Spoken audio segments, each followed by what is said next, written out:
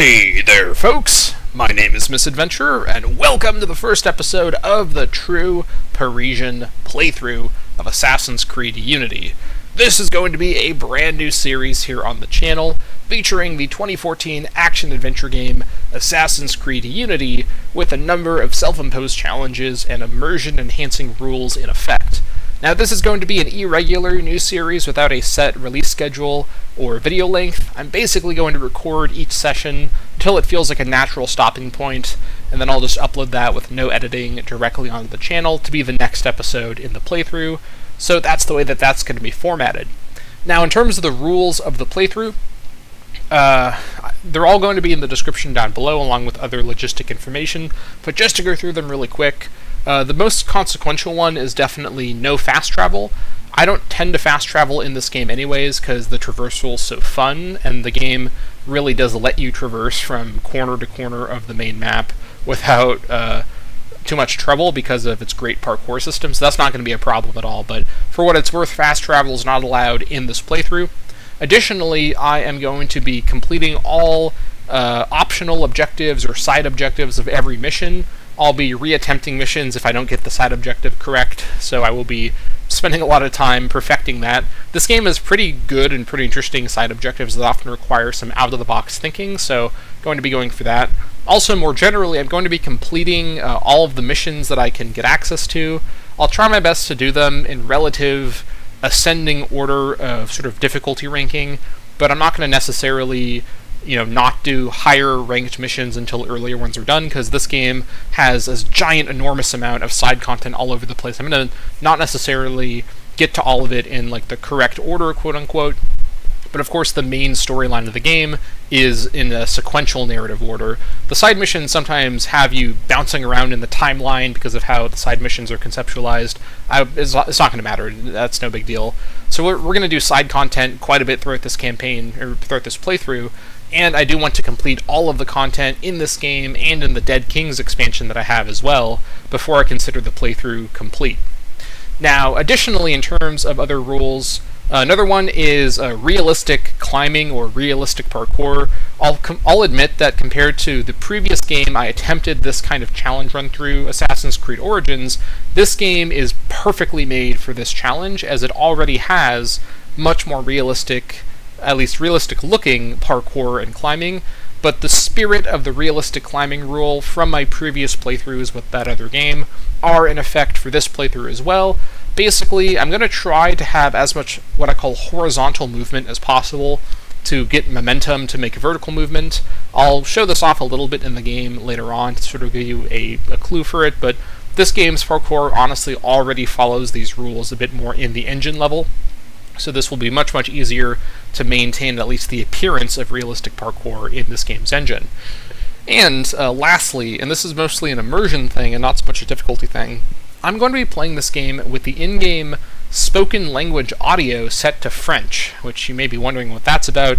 I'm not personally French, but everybody in this game should be French, and in the actual normal version of the game, the normal English version of the game, instead of, for example, having all of the characters who are French speak English with a French accent, as they did in the Ezio trilogy, where the Italians and the Turks all spoke English with their other languages accent, or in other games or in any media anyone's ever made, where French people who are in an English language film may speak English with a French accent to signal that they're French. In this game, for some reason, the French people speak French, or they speak English with an English accent, which is like the worst alternative. It's the most confusing thing possible, and to me it's actually so distracting that it actually makes the game difficult to get immersed in. So to avoid, it's not just about liking how the French language sounds in all situations, although it is a beautiful language.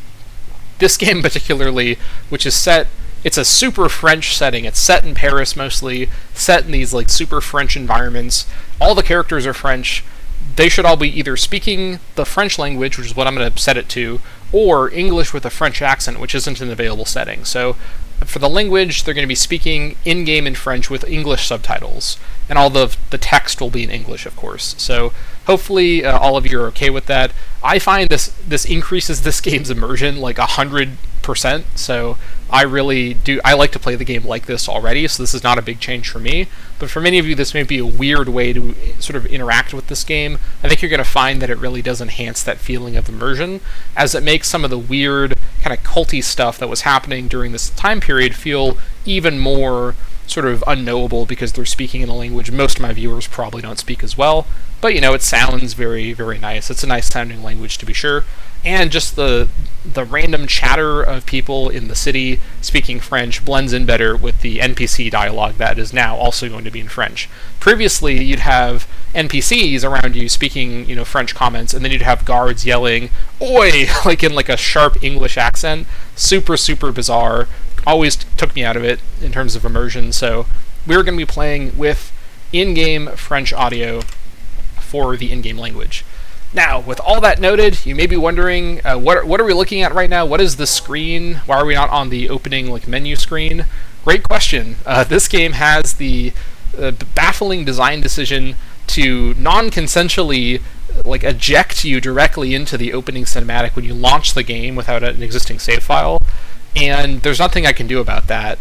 I basically had to go through an unpausable and also unskippable minute or so opening cinematic that was just context for this tutorial section. We're not in the main game yet, and the storyline of the tutorial largely won't matter for the main game, so you're not honestly missing much by me not showing you that opening cinematic. It would have been too logistically complicated to actually show the opening cinematic and then do my opening speech with in one take with no problems. I have to reattempt these opening takes over and over and over until I get it right. So I just decided to not bother trying to splice that in or make that work somehow. So sorry about that. You can watch the opening cinematic on YouTube somewhere, I'm sure, if you really want to, but you're not going to really need to know the minute or so of Abstergo propagandizing about this Helix project thing. So the long and short of what's going on in the game right this second is that we are at the minute playing a playtester who is going to be playtesting Abstergo's video game dashboard Helix. Honestly, I don't even really fully understand it, and I've been playing this game for years. This game, I all of my strength, every reserve atom of my strength is being used right now to hold myself back from launching into a rant about the truly baffling modern day story of this game and how poorly it's communicated. I will hold myself back. I will not do that right now. I will not. I shall not rant about that right now. I am so tempted to, because it's even trying to explain it in a few sentences is hard. Basically, if you weren't reading the comics and the secondary material around the time this game was coming out, you wouldn't have known what the hell is going on. Where are all the characters from the previous game, Black Flag, the modern day of that game, or the modern day of the previous Ezio trilogy or Assassin's Creed 3? This franchise is really convoluted. But this game was basically kind of a soft reboot, and then Origins a few years later was another soft reboot, so don't worry about it. It doesn't matter. It'll be explained to us as we go, once we get into the main game itself. For now, let's just go ahead and hop into this tutorial section, The Tragedy of Jacques Desmoulins, I think that's how I say it. It's going to be in English because I can't access the menu until the game begins, because this game is designed very well. So let's go ahead and just endure some very conspicuous English accents from some very French people. So yeah, let's go ahead and get to it and begin the True Parisian playthrough. Last of the heroic Knights Templar, Jacques Desmoulins was a man of principle, a towering intellect, betrayed by those he trusted. In this episode of Fallen Heroes, experience Jacques Desmoulins' final tragic hours through the eyes of one of his closest friends and advisors. So I will say that I do like the narrator voice for this part, and this is maybe a weird reference, but does anyone else think that this sounds like the narrator from the original Baldur's Gate? that maybe that's like too deep cut of a reference, but this maybe it's just like a similar narration style, but it sounds a lot like the narrator from Baldur's Gate. Anyways, let's go ahead and begin the playthrough.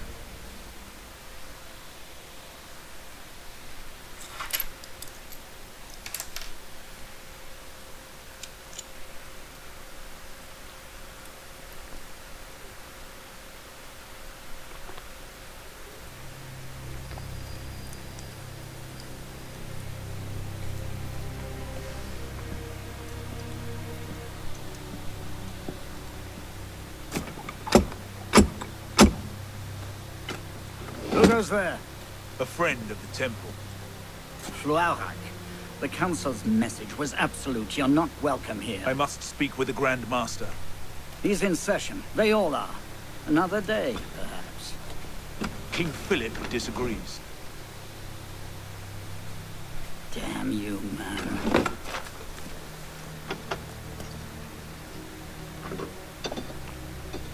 Why you're not rotting in a cell at this moment, I cannot fathom.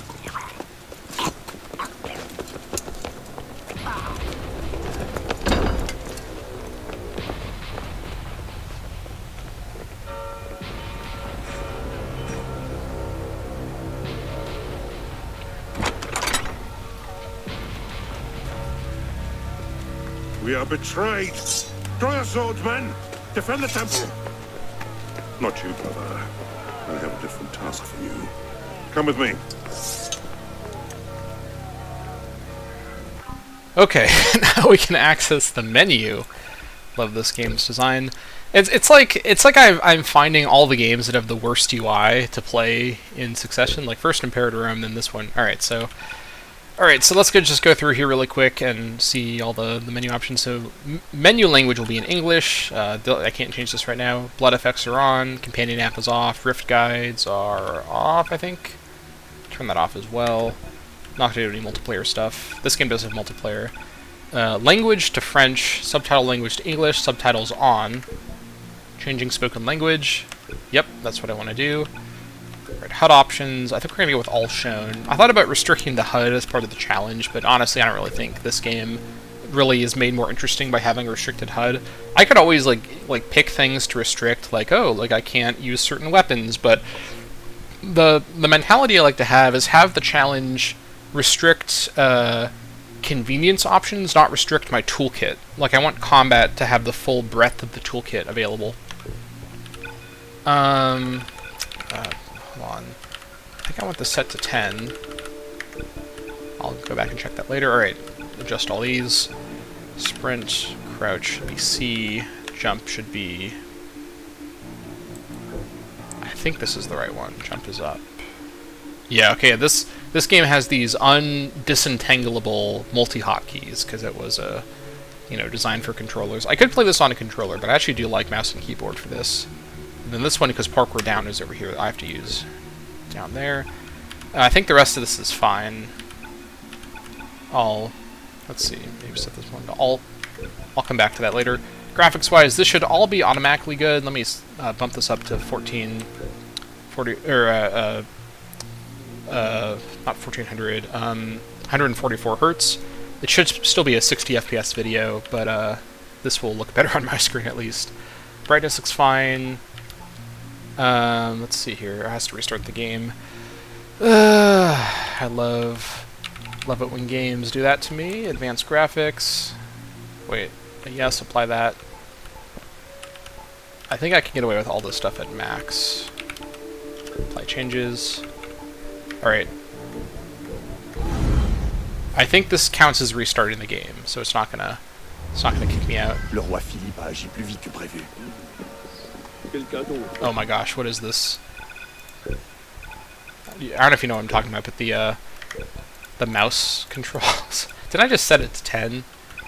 It is 10, isn't it? Off. Oh man, this mouse amount is not going to work. Hold on. Do I have a...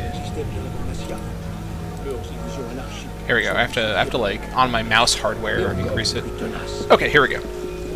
So we're gonna see if I can run this at highest graphics. I should be able to with my machine, but I'll bump it down if needed. Nous ne triompherons pas ce soir, mais si tu te hâtes, notre ordre peut être sauvé. Que dois-je faire? Rends-toi à la tour, prends l'épée et le livre, cache-les. Ils ne doivent pas tomber entre les mains des assassins. Grand maître, je... Va! Alright, so this joins a proud tradition of Assassin's Creed tutorial. Oh my gosh, this game is exploding. This tutorial joins the proud tradition of Assassin's Creed tutorials, completely like not teaching you the most important things for this game. I guess this one's okay actually, because it does involve a lot of traversal and a little bit of combat, but it's mostly, you know, a cinematic opening, which is perfectly fine. Nothing wrong with that. Oh my gosh. Don't do this to me now.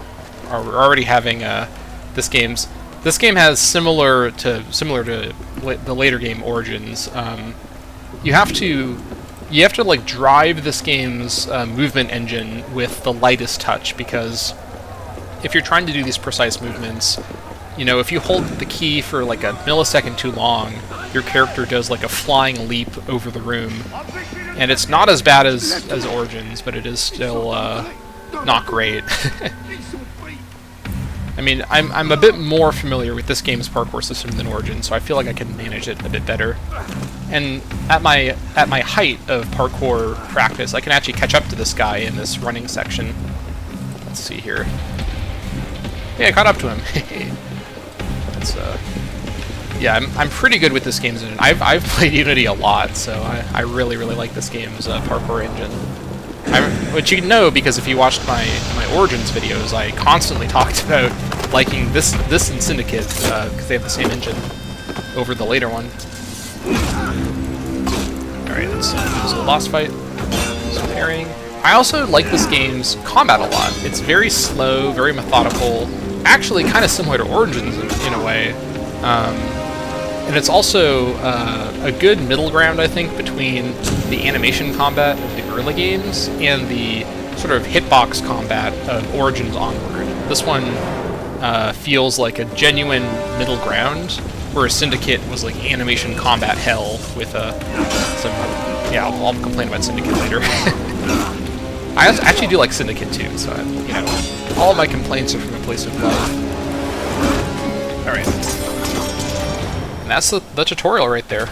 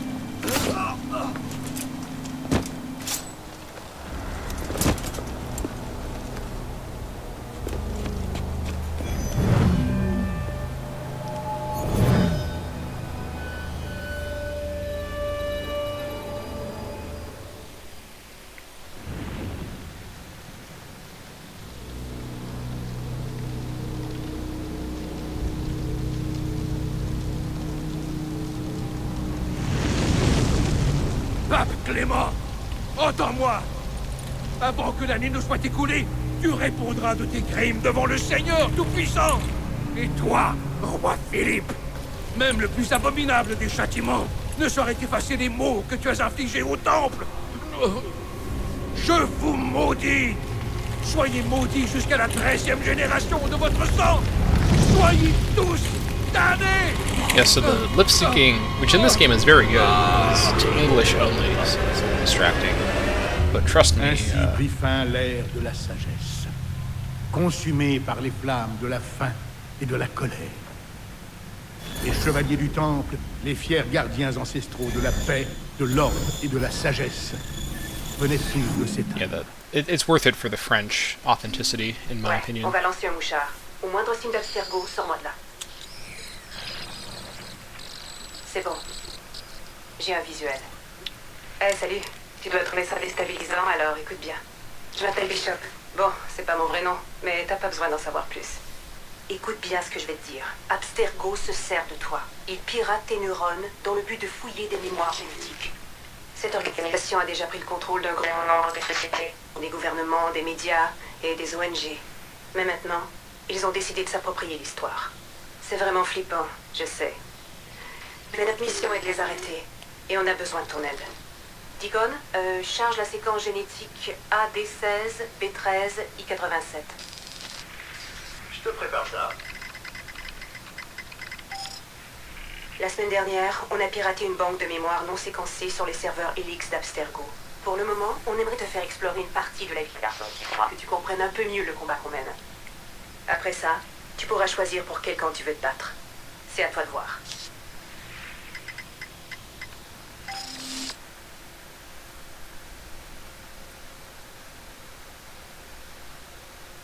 Yeah, the fact that the modern day characters are speaking French is a weird side effect of the language settings.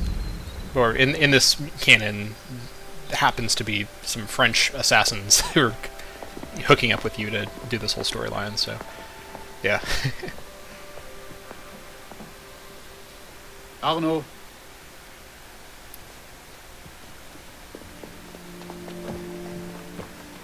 Ne puis-je pas venir avec vous, père? courage, mon garçon. Tu vas m'attendre ici. Et je reviendrai quand cette aiguille sera en haut. Ce sera très long. Moins long que tu ne crois. Et à mon retour, nous irons voir le feu d'artifice. Et Arnaud, pas d'exploration, compris? Oui, père.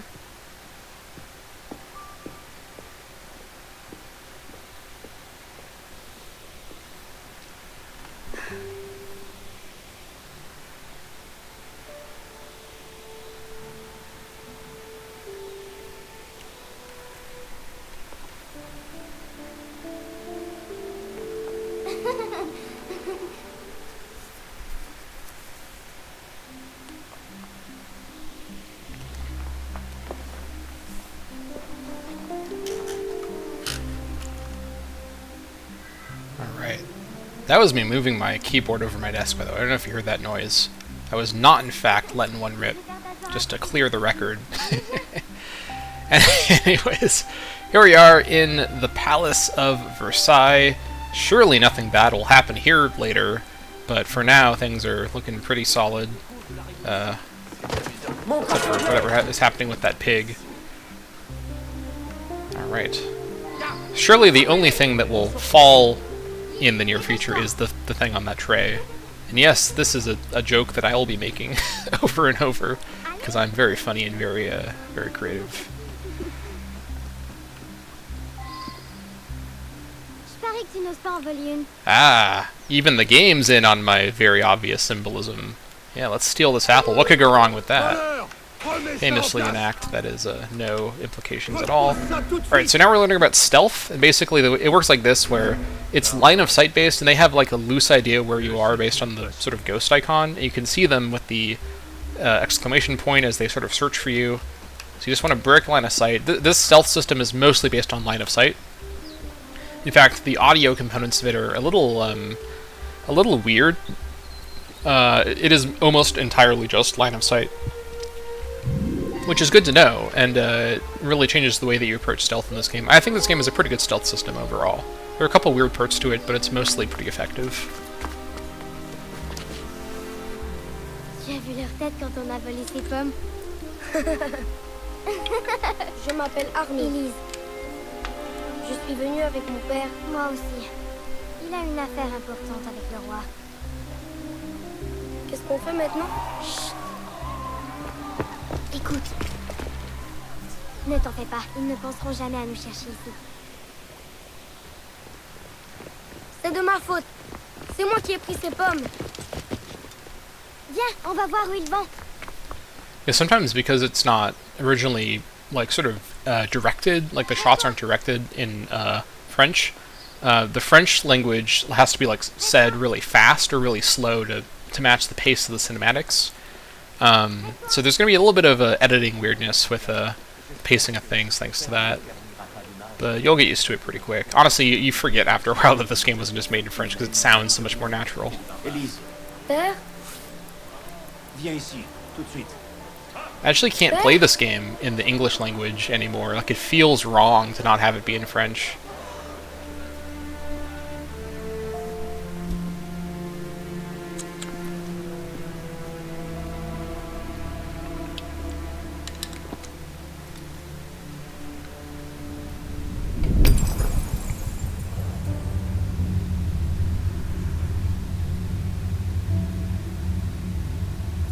Viens, mon garçon.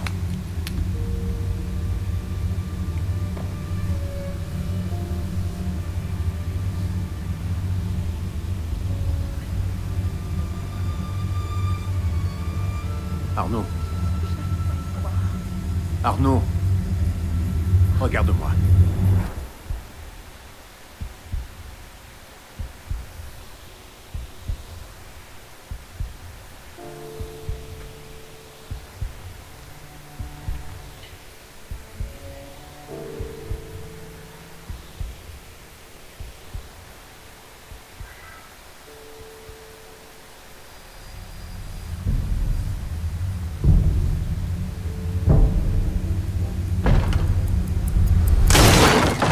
Tu ne sais pas gagner sans tricher, alors il faut que tu voles, maudit chien!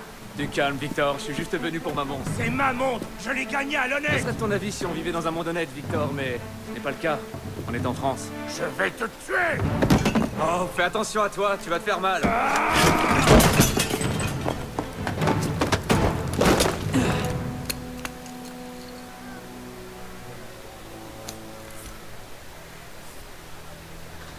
J'étais justement en train de discuter avec ton frère. Hugo, va chercher la marée chaussée! Eh, pas si vite. Diable. Alright, here we go. We are here in the giant bustling crowds of Assassin's Creed Unity. This is what the streets are going to look like for the entire game, and I love that. This is some actual realistic parkour and world density. Pardon, madame. So that's pretty good. So you can already see, by the way, we have an optional objective here to pass under and over objects as we run around, which I've already screwed up. I, for some reason, don't have any more to go through. Let me just... oh no, here we go. I've got one up here. Yeah, okay. So let's get our 5, and then we'll catch up to this guy and tackle him. Alright, so... yeah, this amount of crowd density makes the ground experience really interesting, because you're constantly trying to not run into people, and, you know, stuff like that. Oh my gosh. There we go. Got him. Un crétin de forgeron dans ton genre ne sait même pas lire l'heure. Répète un peu si tu l'oses! Non. Off we go. Out of my way, I'm sorry. These guys are calling the guards. Gonna have to make an escape here. Oof. Look at this parkour. Oh, I'm so excited about this. Très bien, je vois. Yes! Un homme sage sait reconnaître qu'il a perdu, Victor. Yeah, those guys grabbed some guards, so we gotta skedaddle. Alright, I think we've escaped. Whew. Okay.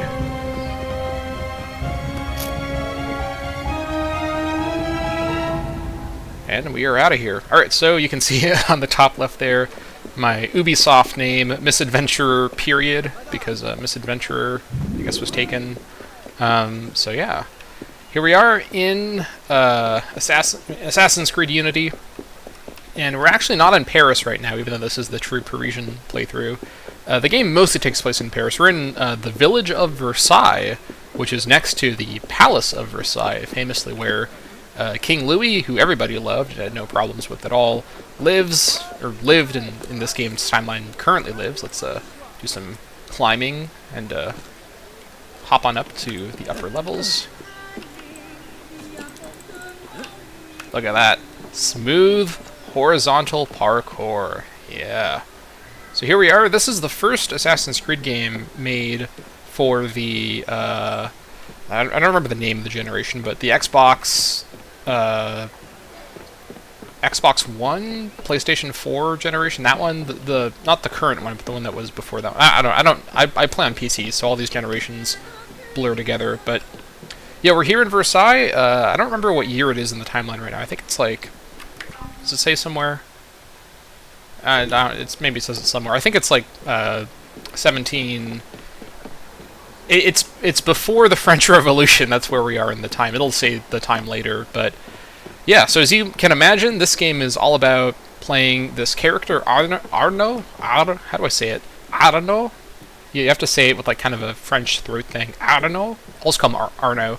Arnaud, who is just this guy. His father was apparently killed by an unknown individual at the Palace of Versailles 13 years ago, and now Arnaud is here in France right at this pivotal moment, and of course he's going to get involved in the goings-on of the time in some kind of indirect ways, so let's make our descent.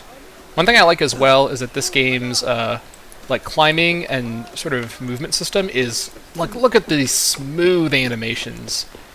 Animation so smooth you could drop food onto it and then eat it straight off with no trouble at all. Okay, how did I just come up with the world's weirdest metaphor that makes no sense at all? Okay, let's just ignore that weird metaphor I just used. But yeah, this game's parkour system is pretty good. It's pretty good. It's not perfect, but it's pretty good, and it's like night and day how much smoother and more realistic looking this parkour system is than, for example, look at that dismount there. Then, for example, the Origins parkour. Also, I'm going to grab this chest here. There are actually a number of chests around the Versailles village, and we do leave here at the end of sort of the opening introductory chapter to go to Paris, and we'll see why in a bit. But we can come back here later. What I want to do, though, while I'm here in this first session, is completely do all of the side objectives in the Versailles sort of tutorial village, which include getting all of the chests. And I'm actually going to do that before I do the main... Actually, no, that's wrong. I'm going to do the first... I'm going to do one mission first, and then I'm going to do the side objectives after that first mission. Since this first mission also gives us some introduction to viewpoints and sort of revealing the map. At the minute, the map is completely sort of blurry, and as you go to viewpoints, these act as fast travel, but you can also, when you go to a viewpoint in an area, it also unblurs the area. That's another reason I'm going to get all the viewpoints in the game, even though I'm not going to be fast traveling at all. So Arnaud is living sort of as a ward of... we're going to see him in just a second, but the guy that sort of talked to him at the end of the opening cinematic with the girl next to him. So we're gonna see this context in a second here. Pour l'amour de Dieu, mais où donc étais-tu? Ah! On tient enfin, espèce de salope! Ce n'est qu'un léger malentendu. Il n'y a pas... Est-ce que votre maître sait qu'il héberge un brigand? Il est entré chez moi en plein jour, et il m'a volé ma montre. Oh, vraiment? Eh bien, je suis sûr que la maréchaussée sera ravie d'éclaircir cette affaire. Quelle affaire, Olivier? Une accusation très grave contre votre pupille, messire. Il m'a volé! Et qu'a-t-il pu te prendre? Attends-moi dans la bibliothèque.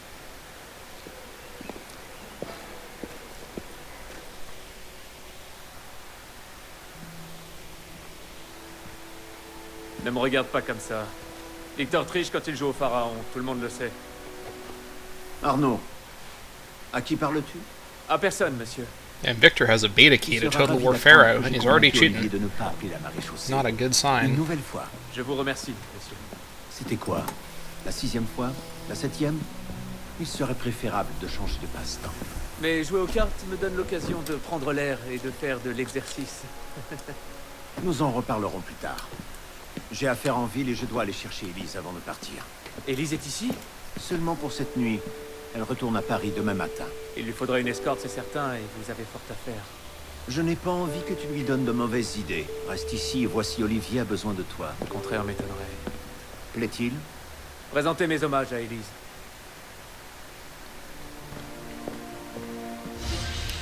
Alright, so you can see how this works basically with these missions. You get your challenges, which are sort of these optional objectives, which as part of this playthrough,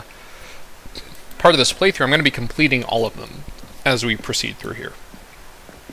So, Village de Versailles. Let me open the database just to kind of show you. So this is, oh my gosh, the mouse speed on the menu is fast. Yeah, so I'm not going to read through everything here. You can always look this up on the wiki if you really want, but basically it's some context about this village was built to sort of support the palace, or vice versa. No, it was that order. But yeah, here we are in one of these giant manor houses. I do think this game it's a very good simulation of like the architecture and like the kind of general design of this time and place. It feels very immersive just in terms of how everything looks. All the costuming is really good. Not that I'm an expert, but as a layman looking at this stuff, this all seems very authentic to Revolutionary era France. And once we get into Paris, you're going to see there's actually, oh my gosh, there's a lot of really cool. Holy crap! Please stop doing that, Arno. He can't be contained. He must parkour. I can't blame him. So we're gonna do this quest next. This is another like tutorial quest, and then once I do this quest, I'll then go around and sort of do the completion stuff for all of the village, and then we'll do the final quest, or I guess memory is what you call it, of the opening village area. So an urgent message has arrived for an absent Monsieur de la Serre. Track him down and deliver it post-haste. Also, by the way, in the subtitles, we're going to see a couple examples of this, and we may have already, I wasn't paying attention, but in the subtitles, when certain words are in parentheses for no reason, in the original English performance, those were words that were actually said in French, because they did this thing, which they did also in the Ezio trilogy, when people had Italian accents speaking English, where they would mix in like Italian language into the English dialogue for more immersion.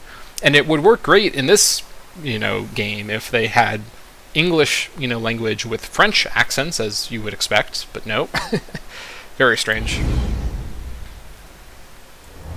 Alors, il t'a enfin jeté à la rue? Oh, ça te plairait, n'est-ce pas? Ça me briserait le cœur. Olivier, si je n'étais pas là, qui ferait ton travail à ta place? Les chevaux doivent être étrillés. Occupe-t'en. Certainement, monsieur. See, like that's an example of what I was just saying a minute ago. So he actually said certainement, monsieur, in like the English language version.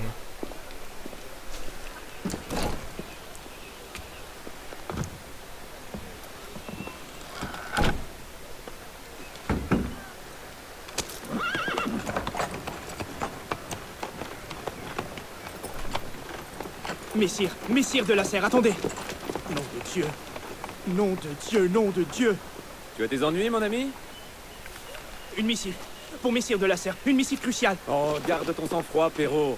Monsieur de la Serre ne risque pas de recevoir cette lettre si tu meurs d'épuisement. Confie-la moi, je vais le rattraper. Il doit la lire aujourd'hui. C'est très... Très important, oui, j'avais bien compris. Il l'aura, n'aie crainte. Alright. We're chasing down that carriage. And we get to use one of these lifts. Always a gamble, because these lifts are infamously glitchy. That time it did not glitch out and throw me through the ground, so that was good. Always a genuine danger with those lifts. Let's spiral down. Leap, and spiral. I always love this little chase scene, because you get to kind of see the advantage of the rooftops. This game is one of the better games of the franchise of giving you a reason to run around on the roofs, which is because the ground is covered in this giant, constant crowd of people everywhere. So it is genuinely faster to run around on the rooftops, where there's really nobody up here normally. So I like how it incentivizes that in a very gameplay sense. Not just, oh, it's cool to run around on rooftops in this parkour game.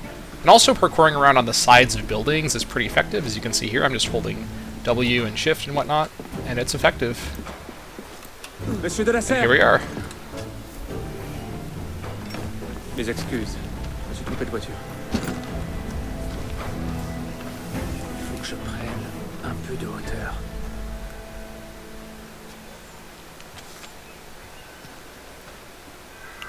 Alright, so this is teaching you about viewpoints, and of course they're up on high areas, generally the tops of churches and whatnot.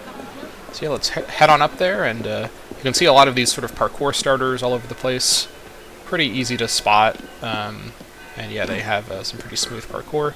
This game definitely, I think this is the best game in the franchise in terms of really natural parkour routes just built into the environment. I do think this game is better than the Ezio games at that. Maybe just because there's more environmental complexity. Also, I know I'm not doing realistic climbing very well here. Let me actually back down and do some realistic climbing. Oh my gosh, that wasn't very realistic. Here, can I hop on? I can hop on here, so let me try to climb up this realistically. So just going straight up like that wasn't necessarily super realistic as a comparison point, so let's get over here. Try to climb up one layer at a time. So here's one layer. One layer meaning kind of like one fluid movement at a time, so then we can scramble up this slightly horizontal thing here, and then hop over here, come up here, and now we can climb straight up. And we have to climb up here anyways, there's no other way up except for straight up, so this is fine. But yeah, as you can tell, this game's engine facilitates, like this game is designed around horizontal movement like from the ground up, so I really don't need to strain as much to make it work, unlike with Origins where it was like fighting against the engine to make it look realistic. So I may honestly kind of forget to not just climb straight up, because you can do that in this game, but you know, horizontal options are everywhere to be seen. So yeah, so this synchronizes with the viewpoint, unlocks it for fast travel, which we're not going to do obviously, and then also unblurs the section of the map that this fast travel location's within. And once we get to Paris, there's like 20 to 30 of these fast travel sort of districts that we can sort of explore around. We'll get to that later, of course. Alright, so we can leap of faith down into the hay. Classic Assassin's Creed trope. And then we can just descend like this with some snazzy animation. Very good. Alright, so to get in here, there's actually a couple ways in, and one of them is to sneak through the crowd here. This is one of these dense crowds the game is famous for. You go in here, and as long as the guards don't get inside of your bubble, you are never spotted. And you can see on the map in the bottom left, by the way, we're in this sort of blue area, like the sort of blue, or what do you call it, there's like a blue overlay. That means that this is a guard-controlled area, which means that if we're seen not within cover and in the dense crowd, you're in permanent cover, you either go into combat, or in this case, you would get kicked out of the area because it's tutorializing. So what we're going to do instead is actually go in from above. And I'm going to find a natural entry point from the floor, or from the ground level, I mean. Let's see, a lift would be ideal, but I'm open to a little bit of climbing if necessary. You can see just all the life happening right here. There's so much like detail. Like there's like food hanging, and there's like all this stuff everywhere, all the boxes of stuff in them. It's like this game's like environmental detail was created by like either like a supercomputer or like the most dedicated team of environmental detail people like to ever exist, because this game has so much going on and all the little nooks and crannies. And I think this is a really standout part of this franchise. It's not just this game, honestly. Even the earlier games with the graphical limitations of the older consoles still tried their best to have this much detail. This is the first game where you really felt the ambition of the environmental design in the end product because of the new technology this game could use, and the games after this are similar in that way. And I think that's something about this franchise that I find just unequivocally positive. I have, of course, many criticisms of parts of this franchise, but I do like that a lot. Alright, so here we are. I'm going to go ahead and crouch down now, so let's go grab this this chest while we're in the area. Also, something in this game I really like, and this is the first game that did this consistently. This game committed to all of the buildings being real scale. So the city, like this village, isn't like one-to-one to Revolutionary Versailles. And Paris also isn't one-to-one to Revolutionary Paris in terms of, like, also you can see some of the bad textures. This is going to happen in this game. The pop-ins are kind of bad. But, yeah, like, the scale of the city in terms of, like, the amount of buildings isn't one-to-one, but each building is the correct realistic size that it would have been or actually is if it's, like, a landmark. So that's, like, something that this game really committed to, and all the future games after this one, as far as I'm aware, kept that commitment to have these realistically scaled buildings, which I find really commendable, because, oh my gosh, Yeah, sometimes the parkour gets a little bit glitchy, but it's mostly pretty seamless. Alright, let's hop across. Oh, look at that. Alright, so let's climb on over and see what we can do in this area here. Alright, so I'm in crouch mode right now because there are guards, and we're in this blue area, which, what I was saying a minute ago is that this means that guards will react to us on sight. In this tutorial section, they're just going to kick us out. They're not going to attack us, but later on, areas like this are protected in that way. And I actually do know, because I've played this game before, that there's something I want to go grab over on this side. There's a chest over here in this other area, so let's just run on over. Sometimes I just like to kind of parkour up and down as I run around, just out of sheer fun. Look at that. Alright, so here we are. We've actually trapped ourselves in this area here where there's no way out except for vertical climbing. So I'm going to see if I can do some clever parkour trick to make this escape a bit more. Can I stand on this? I cannot. Okay, that's fine. Let's see. I think I just have to climb straight up. Yeah, there's no way out except for vertical climbing. That's fine. As I've said in the previous videos where I've done this sort of challenge, the commitment to realistic climbing is more about the spirit than it is about the exact execution all the time.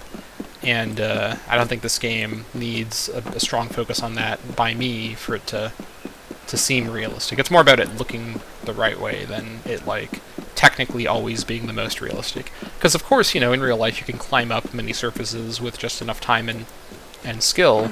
And this game just kind of presents that in a sped-up way. Also, let's go grab this while we're over here. There are these, what are they called? Actually, it's going to say the name once I hop onto it. Yeah, cockades. These are these little sort of ribbons that were popular at the time. And these are basically just collectibles, and I want to collect all the cockades that I can. I'm going to be seeking out all the many collectibles in this game. And here in Versailles, there's a couple, you know, but once you get to Paris, you get access to just so many hundreds of collectibles kind of scattered around. Alright, so we're going to proceed carefully here. I think we can safely get this chest without that guy spotting us. I hope.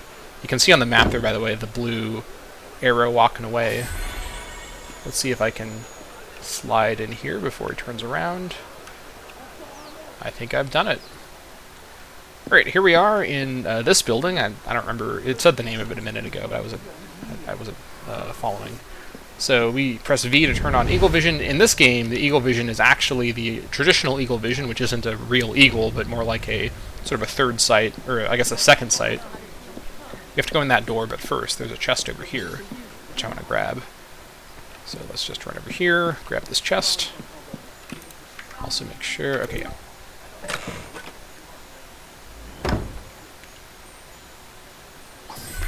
Alright, looking good. And in here, I can't do any parkour for some reason. So when you're not allowed to use your full parkour, it's a little random, but that's fine.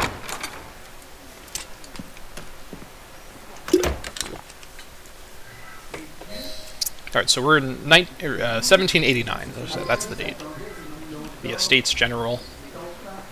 If you know anything about French history, you know exactly where we are and what's going on, but I'm not going to necessarily get too far into it. This game definitely is very much happening parallel with the big events, not trying to integrate Arno into all the big events personally, which I think is probably the smart way to handle this. The French Revolution. Yeah, there's a King Louis, by the way, standing up there. Yeah, the French Revolution's a very, like, complicated event, or sort of period to really process how you should feel about it, and I don't begrudge people that either really like it and think it was great, or people that think it was a terrible idea or poorly executed.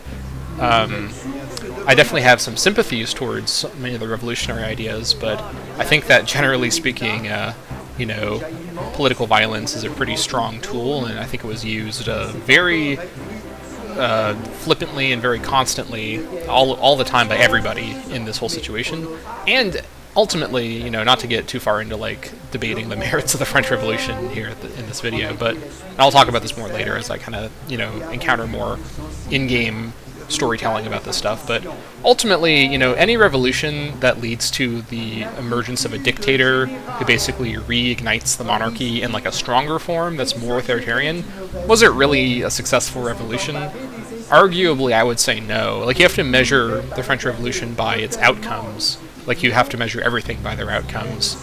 And Napoleon definitely used the French Revolution to rise to power and arguably cause, like, so much damage to the whole, like, world, like, the whole European system, which maybe should have been damaged. I'm not a big monarchy fan, personally, but yeah, it's... Actually, I'm trying to find Lasserre. What am I doing? Let's look for Lasserre. Oh shoot! Okay, where is he?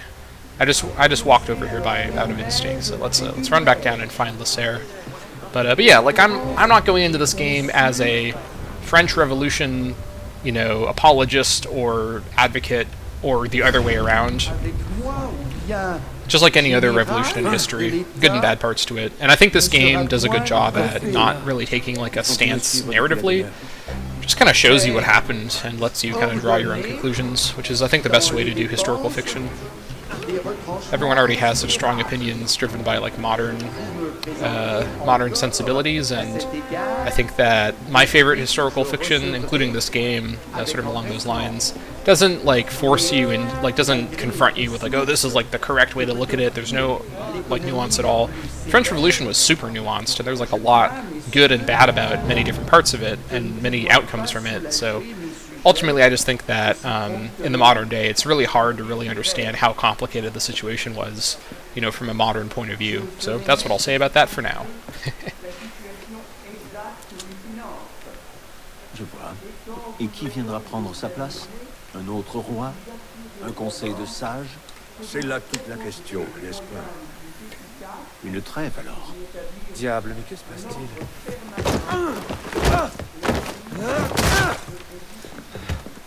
Mon brave, je suis certain que nous pouvons régler cela sans violence, n'est-ce pas? Attrape-le, Hugo! Faut croire que non. Alright, here we go. That was not a parry. Hold on. Put me into combat. And then parry him, please. There we go.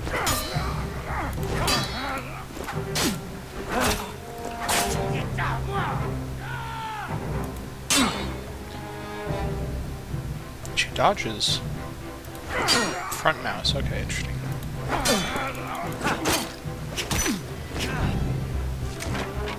Calme-toi, grande bourrique.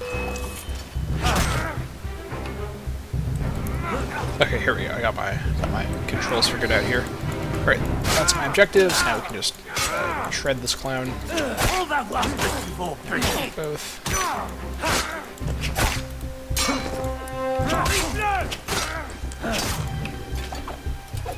Alright. C'était pas ton jour, n'est-ce pas, Victor?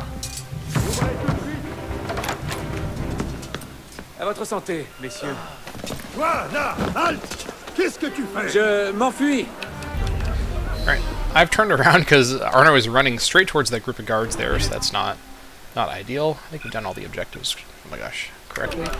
Alright, we are out of here. See you later. This game does have a great feeling of like when you're trying to run away. You just really feel like you're free running. Speaking of which, I think we're about to get the free running tutorial. Alright, continue. Okay, here we are. There it is, alright. So now the game teaches you how to do free running in these 3 back-to-back tutorial pop-ups that don't really say anything. You see what I mean? Like, these games always have really... like, especially the recent ones. Like, I think... I don't remember Black Flag, but this one definitely has, like... starts the trend of kind of weird tutorial design.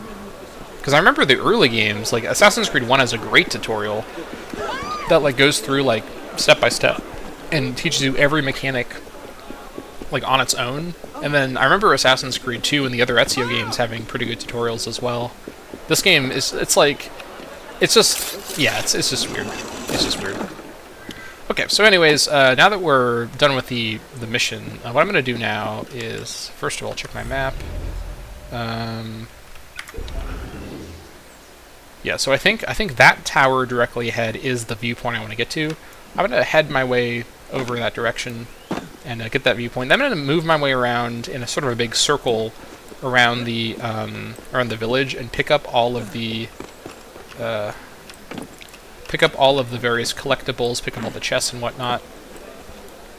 Yeah, so something I really like about this game is that not only are the buildings you can traverse from like end to end of the map, both this map and the Paris map, just on buildings, you can also traverse along the side of the buildings really well, this kind of side parkour, which is often a good middle ground where it's often not technically as fast as running along the tops, but it kind of lets you keep one foot on the ground level and react to stuff on the ground more reactively, and this area definitely never has any people on it, so it also just looks really good. And, you know, sometimes the parkour is a little janky and doesn't look quite right, but when you get these, like, great parkour, like, for example, here in the market area, some of these market stalls are kind of a weird distance from each other, so I might have some weird, long, jumpy animations, but it's mostly pretty good. Like, it's mostly pretty well designed. And it's more the ambition of it that I admire than the execution on every level, which is a constant thing with these games. Definitely made by some people that really wanted to have this look great. Alright. Oh my gosh. Also, many of the buildings have these sort of interior sections you can just kind of move through really fluidly, and they didn't need to do that. Like, it's really cool that that's part of this game, because it really just adds a lot to the feeling that this is like a real city with these buildings not just being, you know, props for... Oh my gosh. Not just being props for you to run around on, you know, like building blocks, but like actually buildings with interiors. I think I read somewhere that 1/4 of the buildings have interior areas, and it honestly feels like more than that. I actually think that 3/4 of the buildings have some interior area to some extent. Maybe like at least half of them do. Maybe like what counts as a building is sort of nebulous, but in my experience, most of the time, like it only takes us a couple seconds to find some interior thing to move through for enhanced, you know, just movement diversity. Alright, let's, we're not trying to go back to pick up that next quest quite yet, so we're going to do some backwards ejecting action here. Oh my gosh, look at that jump. Alright, we can ascend realistically. Okay, let's find that church steeple. It's around here somewhere. It's right there, in fact, actually. Okay, let's head that way. Yeah, so you get a general idea of the flow of this game's movement. You can see, by the way, as someone who really likes this game's movement, all of my complaints that I made during my Origins videos about that game's engine, you can kind of see what I'm talking about now if you're not familiar with this franchise. Just the degradation of the movement complexity to get to Origins is really striking. And I'll make a controversial hot take here about this movement engine. I actually think that Syndicate improved it. Like I know that what I'm saying is blasphemy, but I'm not saying that Syndicate has a better parkour experience, because it really does not. But I think the actual engine, like cohesion, the animation smoothness, the basic way the animations play together, because this system is super animation centric. Syndicate, I think, is an improvement. Syndicate's world design is an extreme, super duper, like reduction, like opposite of improvement. So like that's the problem with Syndicate, is that its world design is designed around the rope launcher, not around actual parkour, and that's the main problem with Syndicate. But I think that this game's parkour engine, which Syndicate used as its base, was actually technically improved in Syndicate. It just isn't super obvious because Syndicate doesn't have a world like this one designed to show off the parkour in its fullest form, and its like full power. So I think that's my main issue with Syndicate's like parkour situation. But this game's parkour is definitely still really good. I think ultimately you can't just measure these parkour engines in a vacuum. You have to measure them based on the settings they're in.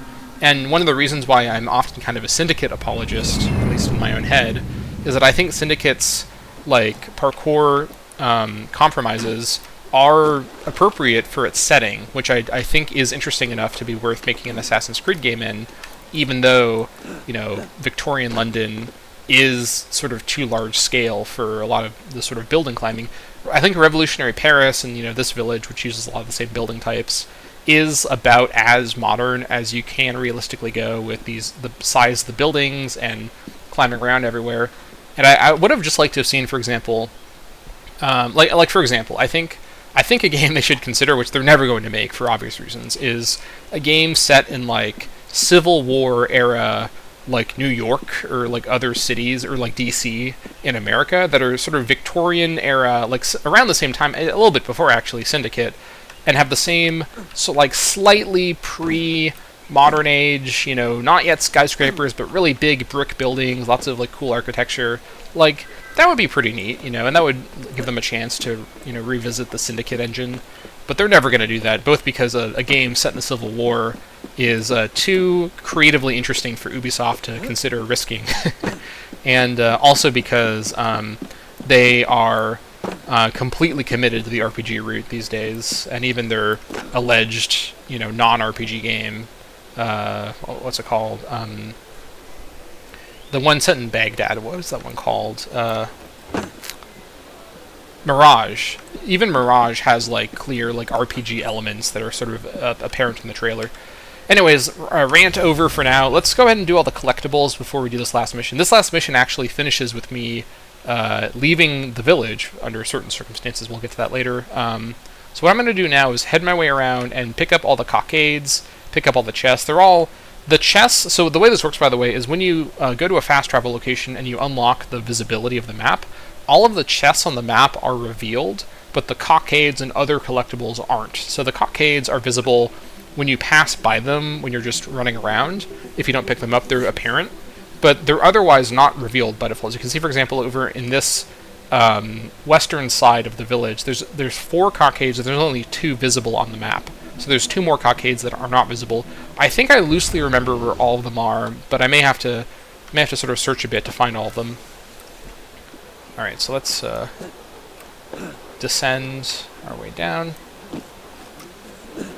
Okay, so we're going to start over here with the chest that's down here. We're not going to go to that quest right now, or that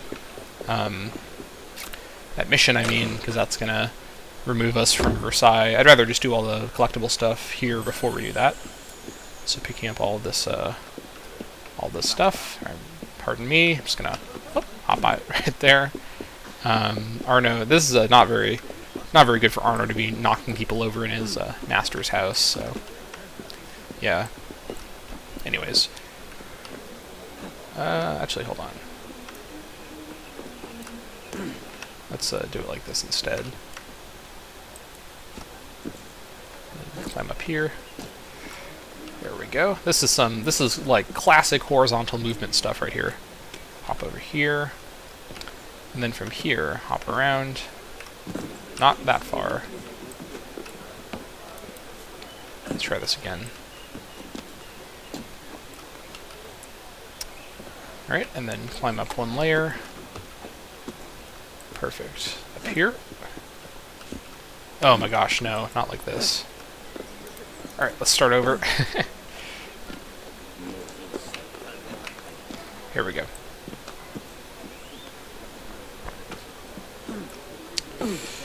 Whatever. This is actually, you know what? No, I'm gonna do this the right way. No compromises. We are climbing realistically. That is part of the challenge. Okay, climb up here 1 layer, and now hold climb up. There we go. Now don't jump. There we go. Yes. All right. 2 of 8 cockades collected. Then we'll circle around back over to this area from the south. So let's now head around. I do like, by the way, that even though Versailles is a pretty small area compared to Paris, it still feels like a sizable village, right? Like, this is the size. I think this might actually be a comparable size to the smaller towns from like Assassin's Creed 2. I'm not sure about that actually, but this definitely doesn't feel like just like a little area. You know, it feels like there's a lot of detail packed in here. It's like a vertical slice, really, of the game. Alright, I think I can make this jump. I can make the jump, yes. Alright, so south of here is a chest. I'm going to try my best not to just look at my map to find them all. Some of these chests are guarded by guards, but oh yeah, there's actually a chest that I didn't go to earlier. Alright, I think it's up here. Yeah, I think it's in here, actually. Alright. Not in there, clearly. Wait, hold on, let me... Is it above me? Actually, it's over there. What am I thinking? Oh, you know what? It's from the other side. That's how I get to it. Right. So let me just glitch my way through there. Okay. Alright, here we go. This is the way. It is through that window up there. Alright. Let's make a daring ascent. I think one compromise I'll do is I'll try to climb up these kind of never mind. I'm not gonna worry about that. It's out of my way. Let's do some snazzy horizontal climbing. All right.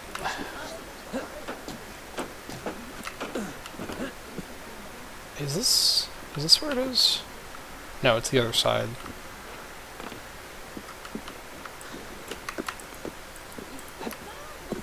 Alright, here we go. Yes! Alright. Now, the money we're picking up from the chest actually doesn't matter a ton.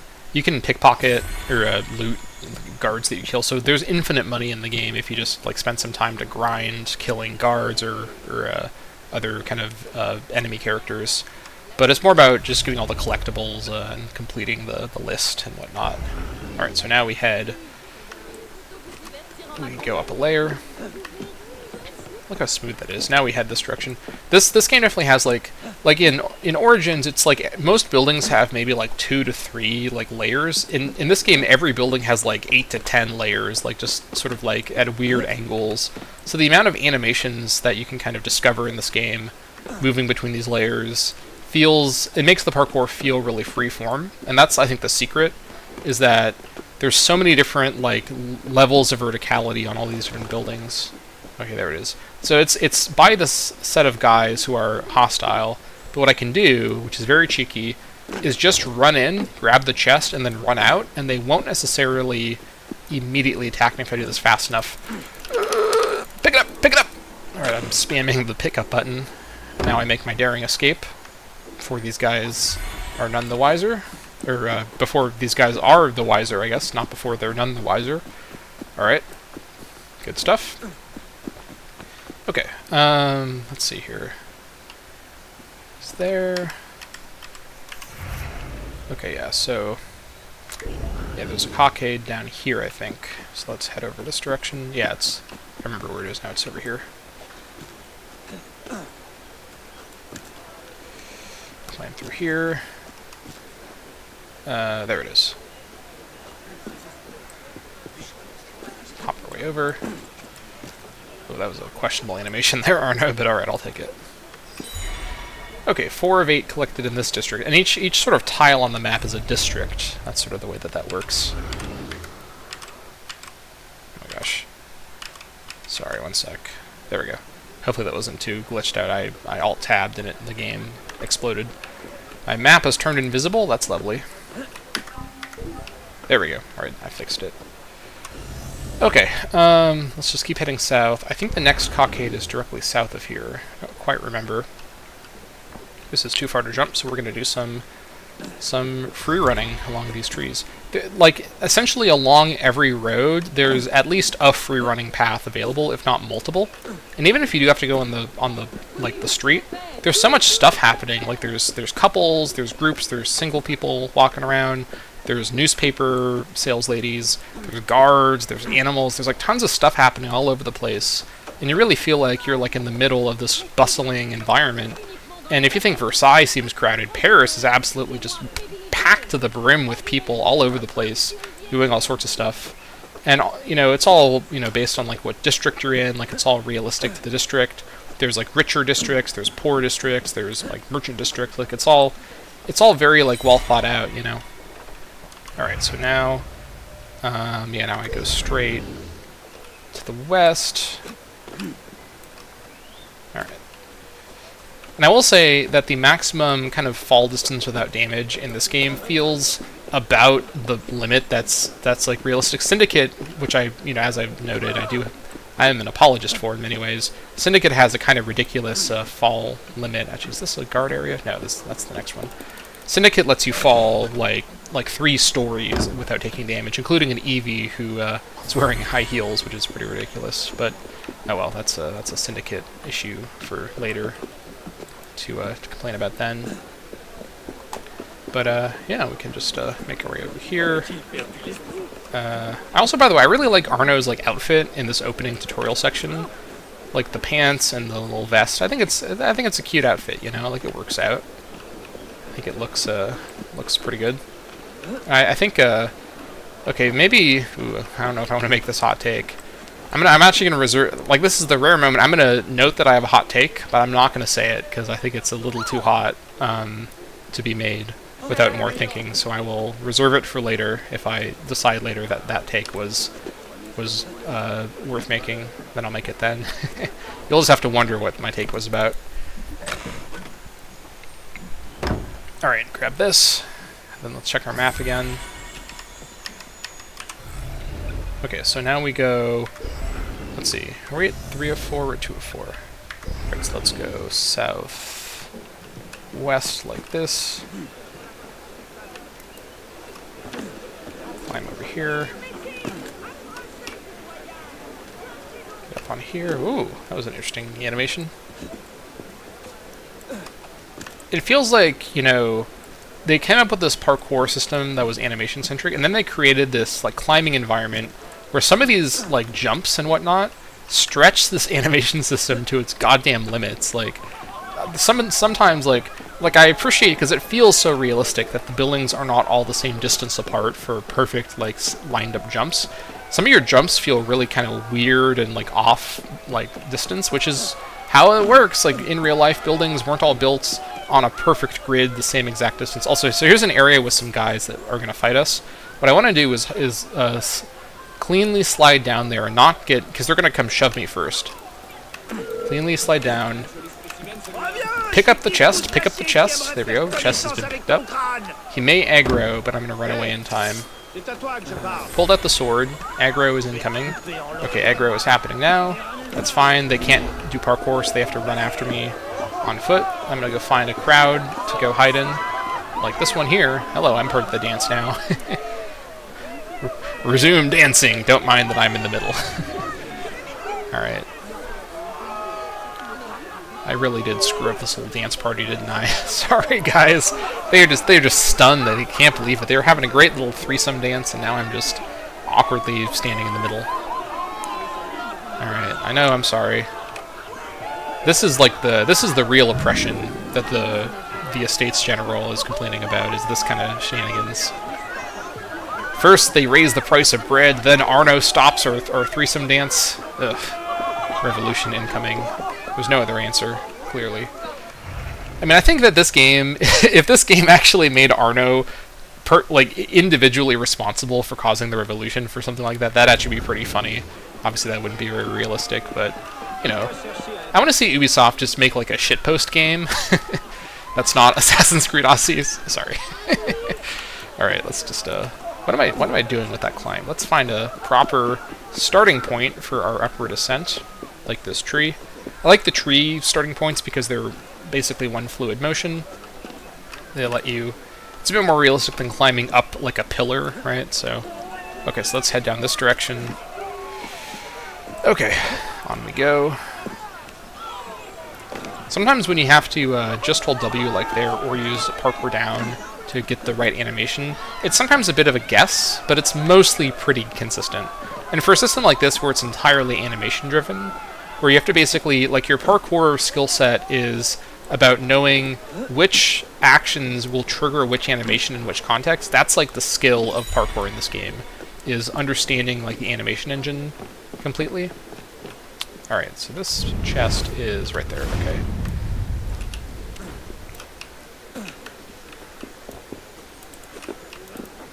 Oh my gosh, please. There we go. Yeah, when you see those like parkour montages on YouTube for this game or for Syndicate, those are like, and they always say that, those are like pre-set up and like pre-scouted. Just free running around the parkour in this game especially, and I do think Syndicate's better than this game in this regard.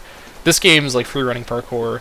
It often feels like you have to kind of accidentally create a perfect looking parkour animation sequence when you're most just kind of fumbling around, jumping at weird angles, missing jumps, you know, sort of sliding around at unexpected velocities. But it's still better than, you know, the later games. I do still I prefer a system like this that's a little chaotic, but that ultimately can be great, than a system that strips away all the chaos and also strips away the potential for greatness. Like, that's my assessment of the later games and how they treat parkour in summary. Alright, how do we get up here in a realistic manner? Is there such a way? There is such a way from, oh my gosh, from over here. Alright, up we go. It's down a layer, okay.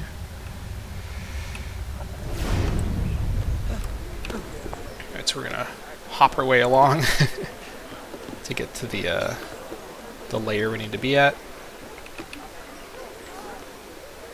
Alright, we're gonna... Come on. Get, like, please. Oh, alright, that's fine. Okay, here we go.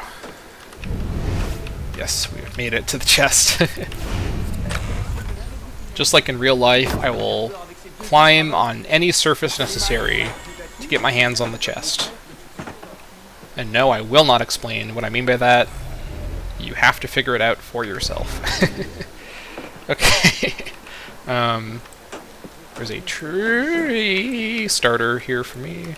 That was a bit further away than I expected, so Arno just did a giant leap down. Alright, so I think the cockade is down here. Alright. Over we go. Ooh!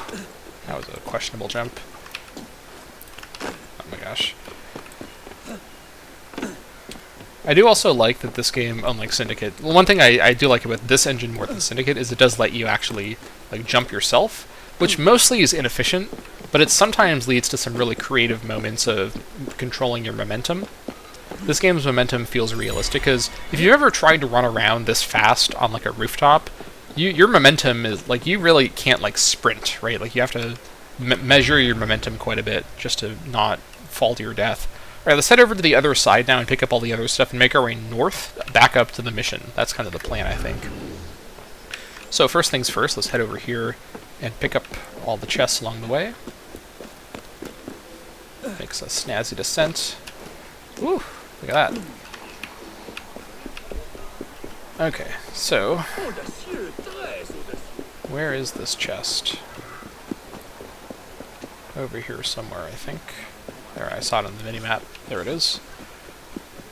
Oh yeah, it's back here. Oh, you know what, I better go get it real quick. I guess I could do a little bit of combat just to test it out. I'm clicking my draw weapon button. Okay, there we go. Thanks for your responsiveness, game. I appreciate that. Get into combat mode so I can dodge correctly. I'm clicking dodge! Okay, you know what? It's glitched. I'm running. That happens sometimes. The game doesn't understand that you're in combat and you can't dodge because you're not in combat mode. One clear downside of the animation-based combat systems of the older games, which this game system doesn't fix and shows off the worst parts of. That's definitely an improvement of the hit-based combat system. Is again, everything in this game is animation-based. If you're not in combat, the combat animations aren't allowed for you. No dodging or parrying for you. You just can't do it. And in that situation, the game didn't think I was in combat, and so you could hear me like mashing my mouse button, and it was not happening. So that's fine. This isn't like an Iron Man playthrough. It's just hardcore. So I just don't want to die because it's irritating to die to something like that. Actually, you know what? I don't have a health regen. I have to actually heal myself. That's right. What's my... It's 5. No, that's not 5. It's... How do I... Hold on. What is my keybind? Oh, it's Q. Okay. Alright, sure. That's fine. I'm not going to buy any more. You can buy more at, like, stores, but whenever you loot enemies, they often drop medicine, so I'm not going to bother buying any more. You also still want to, like, run out of medicine, so that's fine. Anyways, what was I doing? I picked up the chest, at least. That's good. So let's head on over to the last chest over in this area. Let's actually get off the ground level. That's probably a smart move. Alright. I think my general rule of thumb, and this is a good place to show it here, is for getting onto the like side of the building layer. Like one vertical layer up is one where I can move in one fluid motion like this, and then, ooh, look at that, get onto the sort of parkour layer up here without any more upward climbing. Like that to me is going to be the kind of vertical movement that I think is realistic. So that's kind of my provisional rule at the minute for how I'm doing this. Of course, as I've said before, these aren't like set in stone rules. It's more about kind of the idea than any one specific way of execution. But in this game, most of the buildings have a style of architecture where there's enough points jutting out and like there's different layers everywhere, so you can climb around like that and not run into too many problems. Alright, so it's just directly north of me. So let's head on over.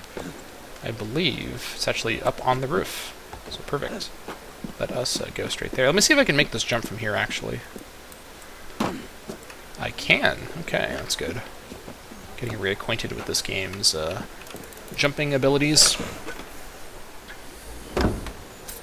Alright. Good stuff. Okay, so now, let's see, 2 of 4, so we got, let's see. And by the way, you can see, by the way, from the map, and this is true in Paris as well, the buildings are kind of in their own little, like, blocks with big streets everywhere. Yeah, so, like, I think that, actually, I don't remember where I was going to go with that, but that's just kind of a fun fact about the layout of these settlements in this time period. Alright, let's make our way over here. Hop up one more. I don't remember where the last 2 cockades are. I think one of them might be over here, though. Let's see.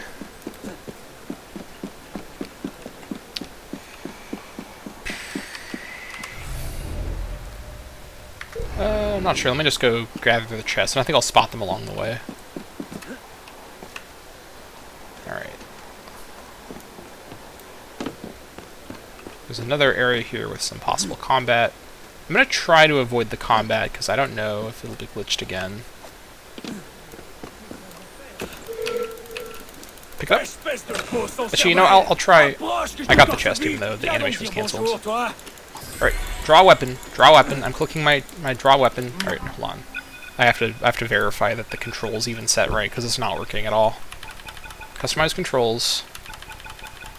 Attack is this key. That is the key to attack. Draw weapon. Draw weapon.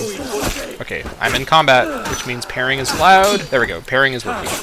Alright, that is good to see. Also, the number of, like, diamonds over their head represent their, like, power level, basically. Come on, roll. Dodge the shot. Alright, good.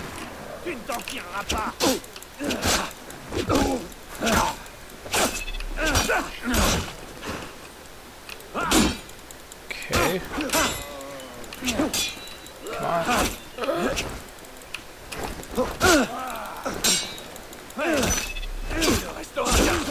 There we go. One-on-one, this is going to be a lot easier. I'm hoping to pick up some medicine from these guys. Come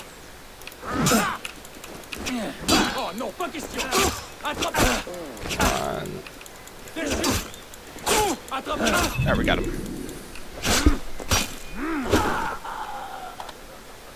Okay, so let's go ahead and get to looting. If any guards spotted us, by the way, this would be considered like a criminal act, so they'd run in and get involved. Alright, let's pick up all the medicine we want. Smoke bombs full. We don't have smoke bombs yet, but we will later on. Alright. Okay. Good stuff. And we don't have full medicine yet. That's annoying, but back up to 4 at least. Okay, whatever. Let's head down and pick up some more chests. We'll just run along the street, I think.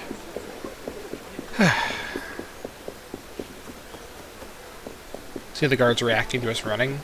There's actually like a sense of if you run around at full sprint everywhere, the guards are always paying attention. And it feels like you have to think about your movement in some areas, at least. Not everywhere, but in some areas. Alright, so we want to go... I'm going to go this direction.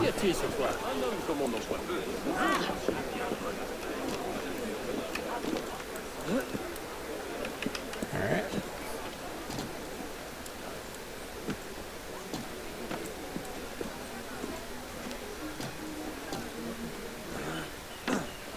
Okay, it's up there. Okay, let's cross over here. Oh, okay, that's fine.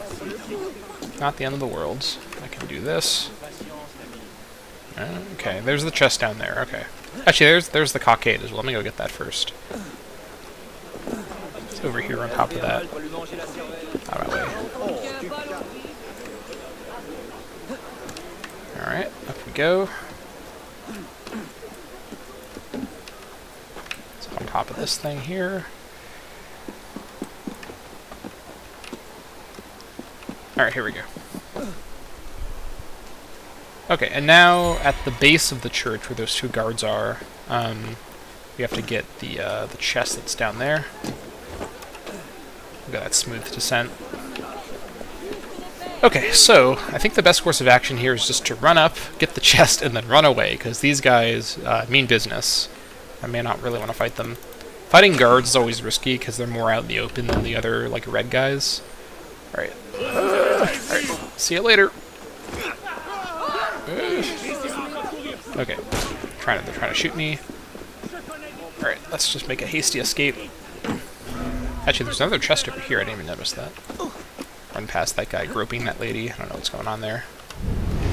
Chest is in here. Alright, perfect. Also a hiding spot in here if we need to hide. I don't think that's necessary. Again, you know, the guards already lost line of sight, so they're not sure where to look for us.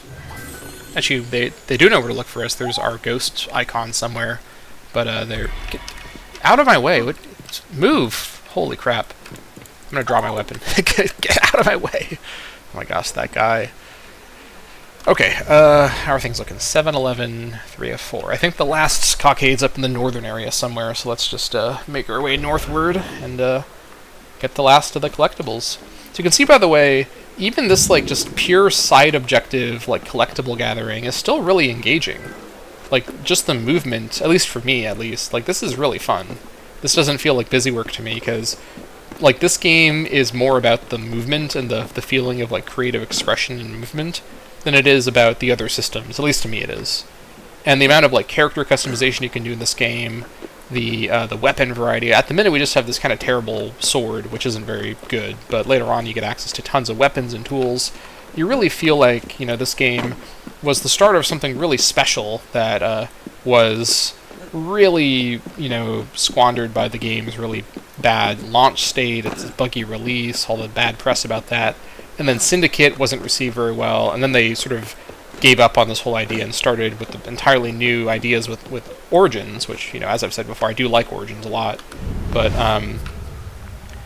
you know, the rift in the fan base that started with Origins has its roots in this game, to be fully honest. Like, this game really created a lot of the problems the franchise has right now, just because of its, you know, all of its problems when it launched, right? So it is what it is. You know, you know, we can't go back in time and fix all these issues, and I don't know if we're going to ever see a true parkour stealth-focused game like this one from Ubisoft again, at least without, you know, constant, you know, concessions to the RPG side of the franchise, which, as I've said many times, I'm not like an old school purist, I like the RPG elements a lot, and I think that they do add to this franchise. And this has always been an RPG franchise in many ways, but it's more about the sort of like the scope of the game and the like this game. In my mind, the sort of design philosophy of this game that I like about it is that it's quality over quantity. That's the way that I interpret it. And there is a lot here, right? It's not that there's not a lot, but and the older games I think are similar, where they aren't the largest games ever made, but there's enough that feels right for the setting, and all of it's very detailed. Like, that's kind of the idea. And I think with the newer games, there's this creeping, like, beginning of a quantity over quality mindset, which peaked with Valhalla and its infamous design style. Also, there's the last cockade over there, which, you know, I don't even need to begin to explain, you know, that whole situation, because many of you are probably familiar with it. But yeah, and I think that this game is the most sort of on the quality over quantity angle of all the modern games. And I say modern game. When I say modern game, because that maybe to me people means like Origins onward. To me, the modern part of the franchise is Unity onwards, because I'm technically a millennial. You know, I'm almost as young as the Zoomers, and I definitely identify much more with the Zoomers. But you know, I'm a millennial technically, and I was growing up playing Assassin's Creed 2 when it came out. So like I consider, like, to me that's like the part of the franchise that I grew up with. And I still think about Unity as a new game, even though it's, you know, almost 10 years old. So like to me, like I'm just an old geezer at this point, right? So, but I consider Unity, because this was the first game on more modern, you know, hardware, post Xbox 360, PS3, whatever, and it really shows. And they really tried to do something really impressive with the hardware. And to me, this is like the modern part of the franchise begins with this game, and all the problems of the modern part of the franchise also begin with this game. But they really come into like fruition in Origins, for better or for worse. Again, I do like Origins. I do like this game. I'm just I'm just speaking the truth, right? All right, so let's hop through here. It's always a fun animation. All right, let's see here. Having the realistic climbing thing makes every like need to climb become sort of a fun climbing puzzle. Like, how do I get up with the least amount of movement? In fact, actually, I don't even need to get to the roof here. What are you guys doing? Little fight going on the balcony? Alright, I don't know what's going on there. Okay, this is the last of the chests. Let's pick it up. Alright, 20 of 20 collected. Let's verify. 4 of 4. 4 of 4 for the cockades. Ready for the final mission of Versailles. Oh my gosh. What was that jump? I did not mean to do that jump there. Very questionable. All the guards are looking at me now. I don't blame them. Okay, that was not the move I wanted you to make. Okay, hold on. Come on. There we go. Yeah, there we go. Let's hop our way over. Actually, not quite that far. I'm hoping this looks pretty smooth on the video. I'm not sure how it's going to look, but hopefully pretty good. Origins had really bad kind of static effects because of the particle effects. Like, it looked really kind of blurry and poorly rendered in the final video. But this doesn't really have particle effects like that everywhere, because Origins just had sand everywhere. So I'm hoping that things look a little bit more crisp. And crispness is the aesthetic of this game in many ways, so hoping that this ends up looking pretty good on the video. I'm maintaining like 120, 130 FPS with ultra graphics on everything, which I never thought I'd be able to get to. I really have invested a lot in this machine. Alright, so let's do a daring streetlight descent. Woo, here we go. We're ready for Sequence 1, Memory 3. Elise leaves for Paris in the morning, sneak into the ball at the Palais de Versailles to spend the evening with her. What could go wrong? Bonsoir, Olivier. Est-ce que Monsieur de la Serre est rentré? Messire de la Serre ne rentrera que très tard. Oh, fort bien. Je devrais pouvoir passer le temps en compagnie d'Élise, alors. Prépare-toi à déchanter. Mademoiselle doit assister à une réception en son honneur. C'est au palais. Une fête? Je n'ai pas été invité? Les chevaux non plus. J'imagine qu'elle a dû égarer mon invitation. Je trouverai un moyen d'entrer.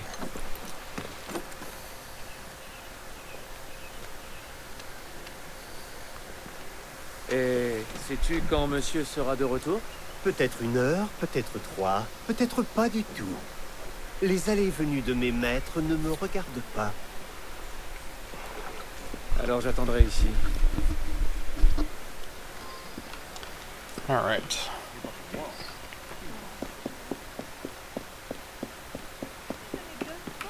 Just dead sprint into here.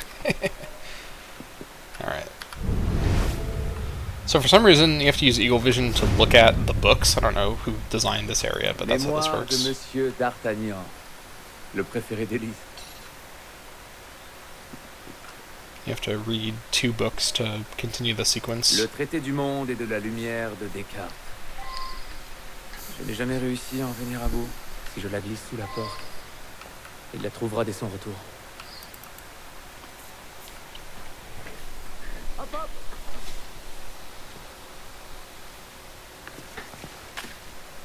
Voilà, remise en main propre. Et presque en temps voulu. Et maintenant, cap sur le palais. Oh, je n'oserais pas arborer cette tenue dans un égout. Encore moins un bal.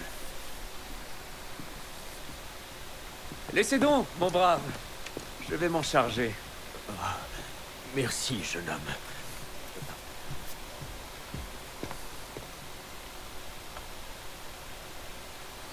Alright, drip acquired.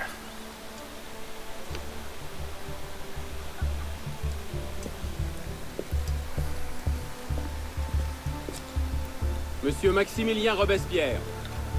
Venu seul. Arnaud. Le chevalier du Télème.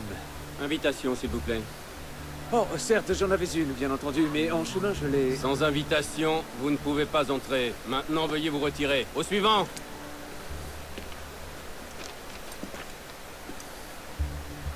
Charles Gabriel Siver. 2 invités. Suivant, je vous prie. Ironically, after Robespierre, Arnaud cut ahead. So, I'll let you ponder that irony and that wordplay there. Alright. So here we have some more dense crowd tutorial stuff. Just teaching you how it works. This is genuinely still pretty impressive, even, you know, almost 10 years later, that they can pull this off without any real, at this point at least, any real graphical slowdown. But, in fairness, if you look at the dense crowd for too long, you realize that they pulled this off through some real downgrade trickery when you're not watching. So, yeah, best not to look too closely. So we have to watch for the patrolling. Hopefully we can get to this group here. Now we have to climb up here. I think the coast is clear. I think we can do this climb here. No one will spot us doing this little climb up here. Alright, here we go. Alright, we are in. Let's crouch down and sneak our way in here. Le Tiers-État est presque en révolte, et eux, ils donnent une fête. C'est en quel honneur, cette fête? J'en sais rien. C'est sans doute une cérémonie de conflit. Thanks for the help there, game. Come on. Alright. And then just for fun. I couldn't help it. Alright. So this teaches you about cover. Let's wait for this guy to stop watching, then we can keep moving.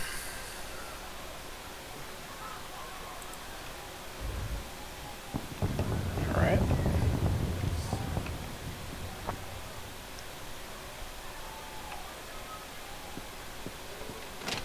Alors, ce problème, ça vient?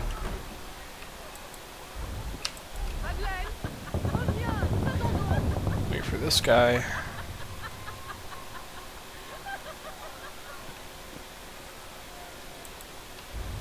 Alright. Regardez-moi celui-là. Les souliers doivent valoir plus d'argent, vous voyez. Vous, là-bas! Halte! Descendez de là! Me laisserez-vous rentrer si je m'arrête? L'est-il? Mais certainement pas! Alors, si cela ne vous fait rien, je préfère rester là-haut. Oh non, non, non! Descendez! Okay. Je vous retrouverai plus tard dans les jardins. Bien sûr. Let's find Elise.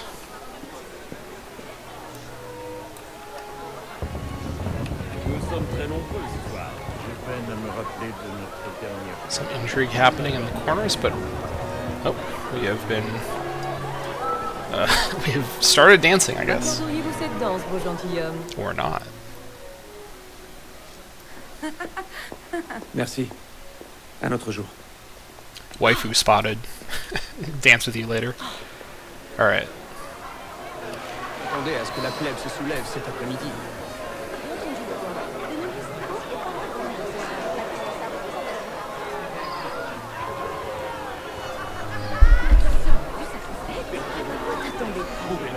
C'est à moitié ça. C'est pas un gros d'argent pour se payer ma tête. On raconte qu'elle passe ses nuits à jouer dans les tavernes d'Esquet. Okay. Slide our way through here.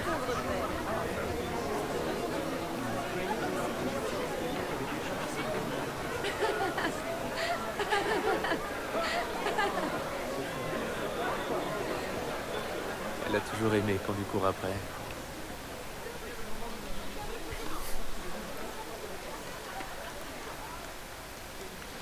Alright.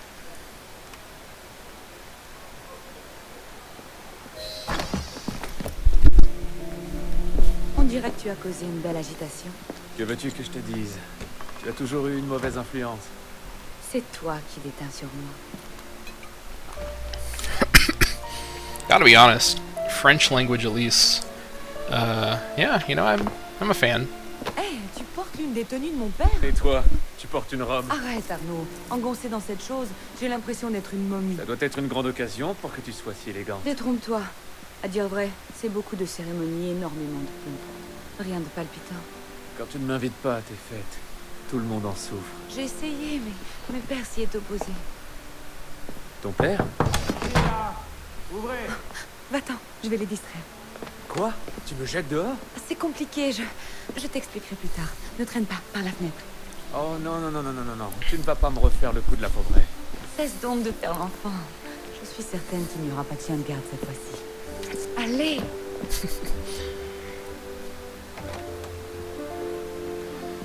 Seigneur! When you want to penetrate, but she says, no, you must defenestrate.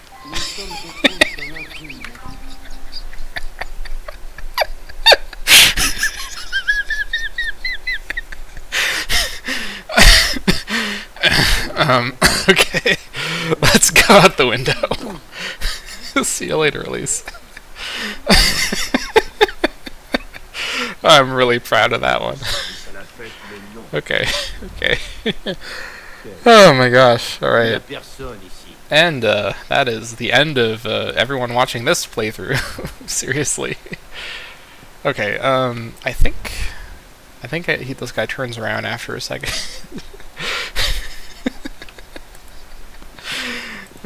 Okay. So, the optional objective here is to not get into conflict, which basically means don't get spotted by anybody. So let's just slide through here. That guy there, I think, turns around once we enter the room. So we need to go into cover here. Actually, this guy doesn't turn around at all. That's right.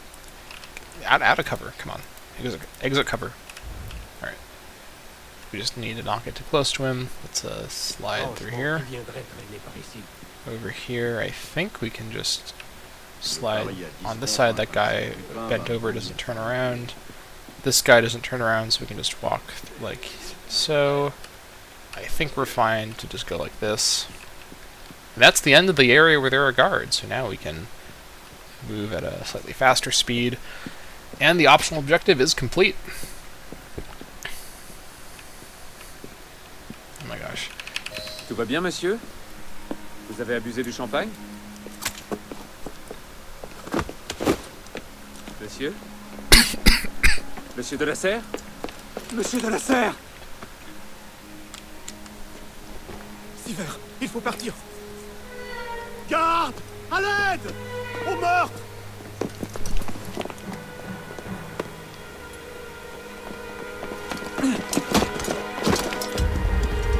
Mon Dieu, il a tué le seigneur de la serre. All right. Well, that's not good. Okay, let's continue the story. Sorry, I'm still laughing at my own joke from earlier. I've never had the opportunity to say that joke in such a perfect moment. Oh my god, I'm crying.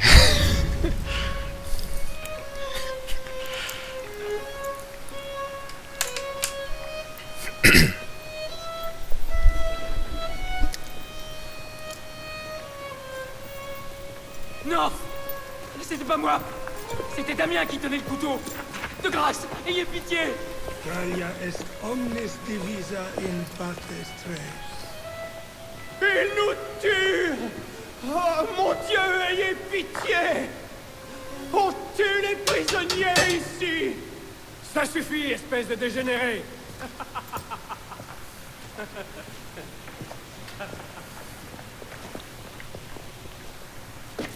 Où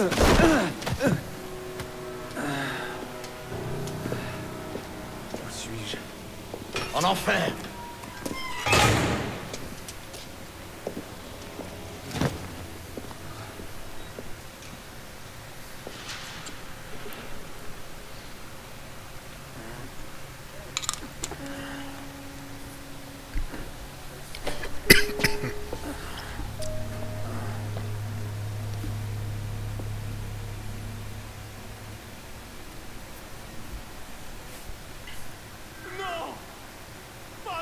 Alright. Here we are in a pretty bad situation. Let's investigate our surroundings a little bit. Bienvenue dans ton nouveau foyer. Alright. Where are we? Oh, somewhere.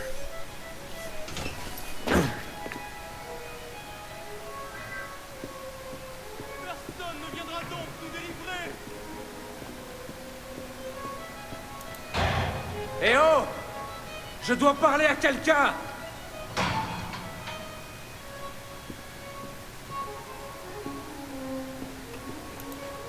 Qu'est-ce que tu regardes, merdeux? Interesting. Guess we better go to sleep. See what happens. Il tue tout le monde!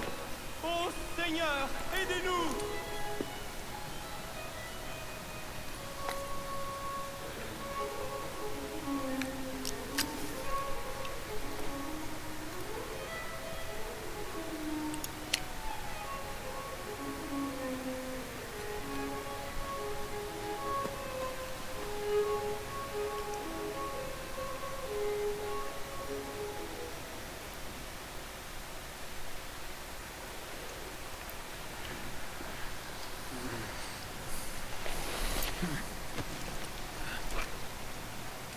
Où est-ce que t'as trouvé ça, merdeux? Arrête, je ne suis pas d'humeur. Rends-la-moi!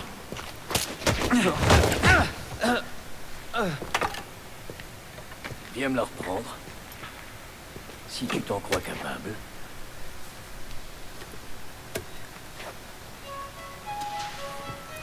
And here, inexplicably, is another combat tutorial. Like, what is this doing here, you know?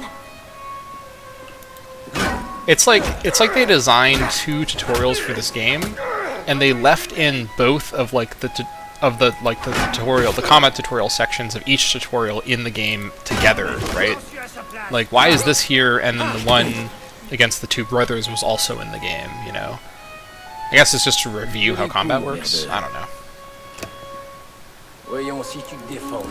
This one, at least, we're gonna find out later, has story relevance, so that makes this one a bit more reasonable to have. The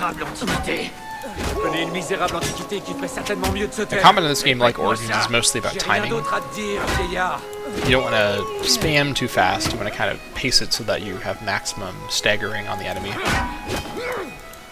You can time your parries for better effect.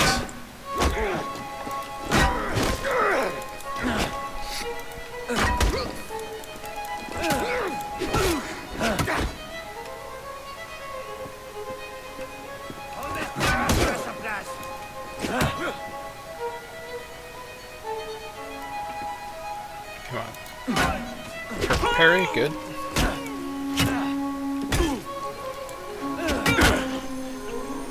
Rends-moi ce qui m'appartient. Et retourne à tes dessins, vieillard. Mes dessins. Ces dessins, là, il y en a partout. Tu as couvert toute ta cellule de tes pattes de mouche. Mais... Approche un peu, petit merdeux. Tu vas me lâcher. Regarde bien le mur. Qu'est-ce que tu fais? Regarde-le. Concentre-toi.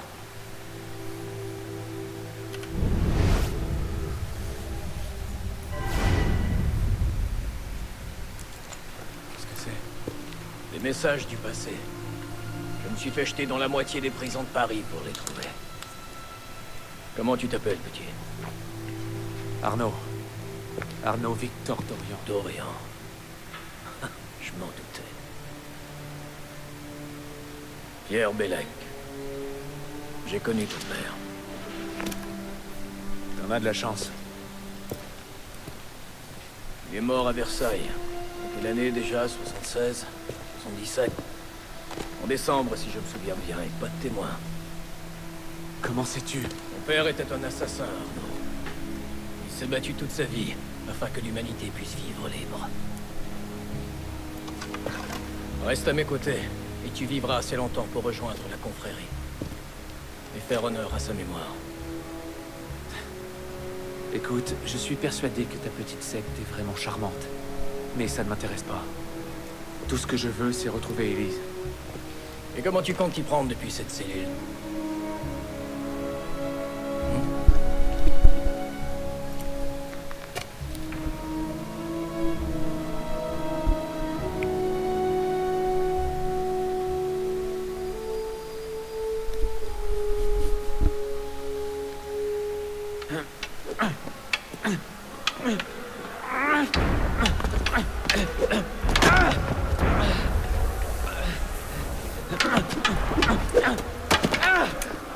Encore.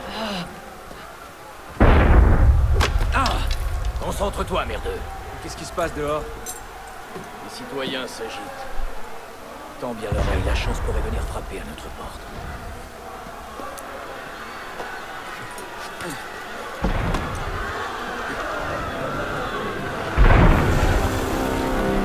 C'était un coup de canon.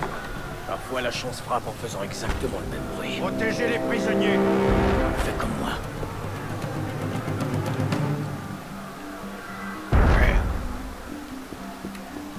À moins que tu préfères pourrir ici. Sounds like the Bastille is being stormed, you might say. Prisonniers, debout contre le mur. Vous avez bien dit que ça finirait mal. Silence, en arrière.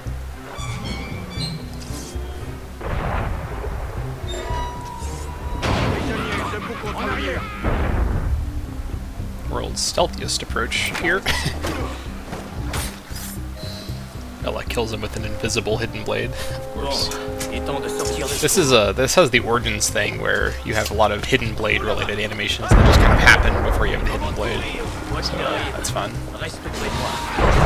Great. Go, go, go. Should we have to work on this guy? Alright, so now we have some challenges to do here as we defend Bilek. Smoke bomb evasions and perfect parries. There's one perfect parry. Let's get our 3 perfect parries here. So we don't have to worry about them. I'll still try to get them, just to be cool. Smoke bomb is F. Yep, that's 1 evasion. Let's just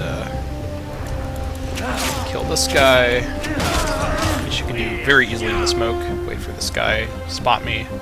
Come on. Smoke bomb evasion number 2. There we go. Now I don't need to worry about the extra objectives. Try to loot these guys before the others show up. They don't have enough time. Merveilleux. Still defend this guy.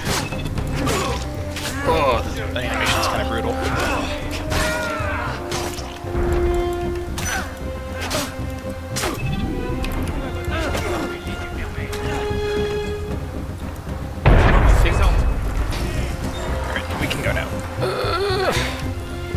got all of our medicine back, that's good. Bob and weave to dodge the shots. Ooh. Where are you going, Bellic? he's gone. Don't shoot me. Ah! Alright. I'm not trying to parkour here. Go! Alright, out the window! Like I said earlier, defend. What is Bellic doing? He's glitched. Yeah, this little introductory scene is like the glitchiest part of the game because it's so on rails. In fact, there's a soft lock moment coming up I may need to carefully try to avoid. There's a strong chance it's going to hit us though, and I'll have to reset, which is irritating, but we'll get to it when we get to it. Alright, storming of the Bastille is happening. Alright, Bellic, go! Anytime a story mission is completely dependent on an NPC doing things correctly in this game, you're in some serious trouble, because that is not a guarantee. Alright, go, go, go.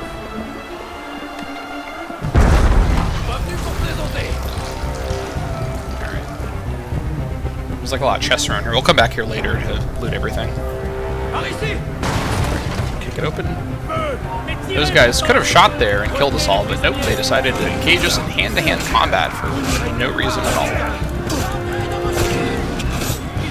I guess the French army not being the smartest is a little like, time period appropriate, I guess, so that's fine.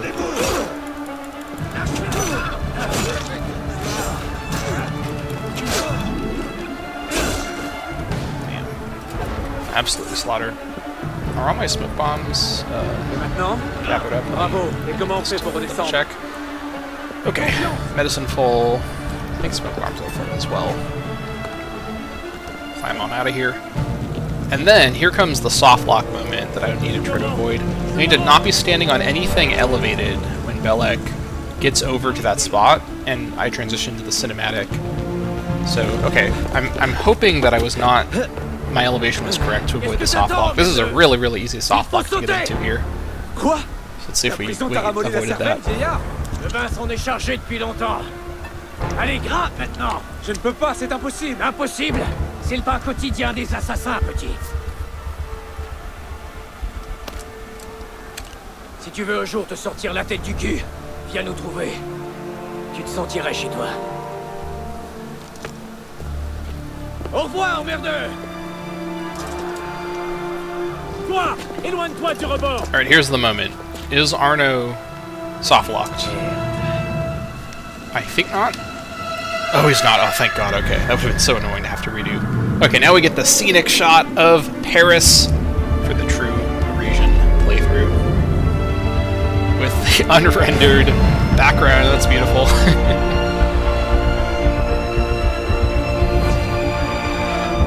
Alright, Assassin's Creed Unity. Here we are.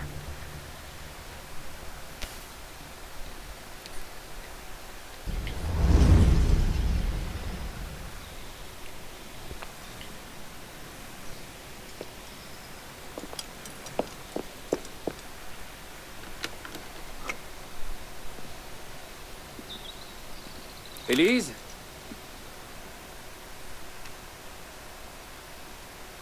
Eh bien, quel accueil? On n'est jamais trop prudent. Pas après ce qui s'est passé.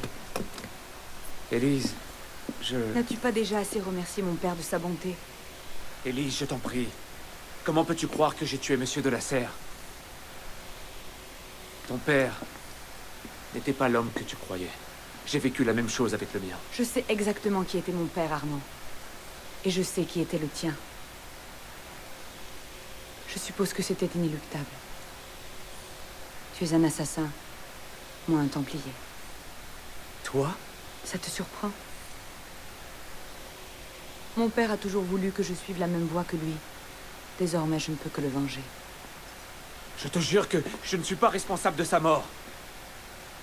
Tu te trompes. Non. Non. Sur mon âme, je jure que je n'ai pas... C'est une lettre envoyée à mon père le jour où il a été tué. Lis-la.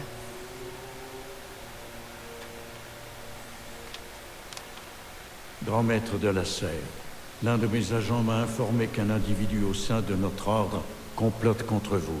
Je vous conjure de rester sur vos gardes lors de l'initiation de ce soir. Ne faites confiance à personne et méfiez-vous surtout de vos amis. Puisse le Père de la Sagesse vous guider. Elle. Je l'ai trouvée par terre dans la chambre de mon père. Cachetée. Je ne savais pas. Mon père non plus. Comment aurais-je pu savoir? Va-t'en. Je t'en prie.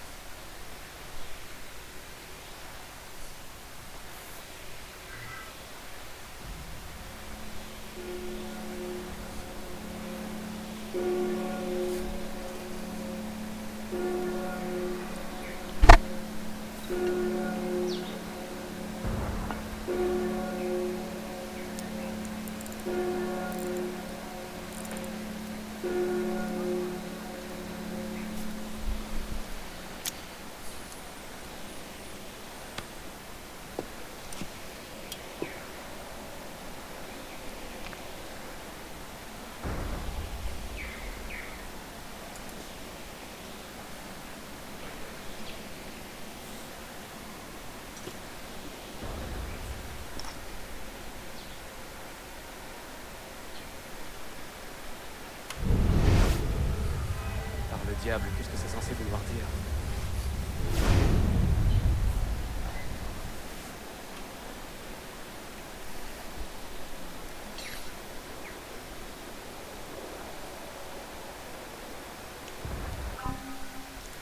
Alright, Paris is now open. You can now explore the city or play the next single-player mission to continue Arno's story.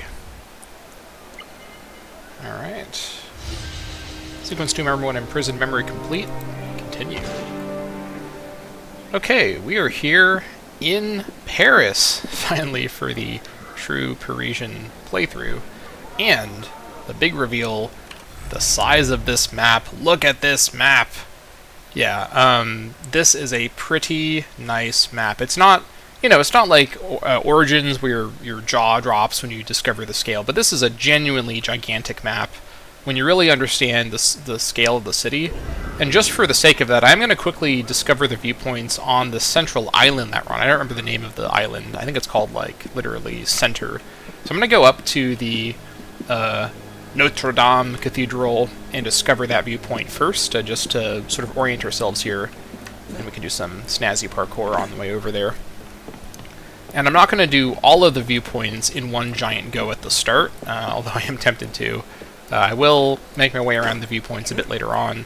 For now, though, I'm going to go ahead and discover the viewpoints on the center island, then do the first sort of story mission, which will see Arno following up on this whole assassin thing. Also, yeah, there's a big crowd in front of the Notre Dame Cathedral, of course. Now, if I remember correctly, we're going to come back here for an early mission, as you might imagine, but there is a way up here that's, yeah, using this lift here, so let's just slide our way down. Notre Dame de Paris. Let's zoom on up. Alright, and then, if I remember correctly, let's see here, in terms of some snazzy movement. There we go. Climb up here. And then hop along here. Okay.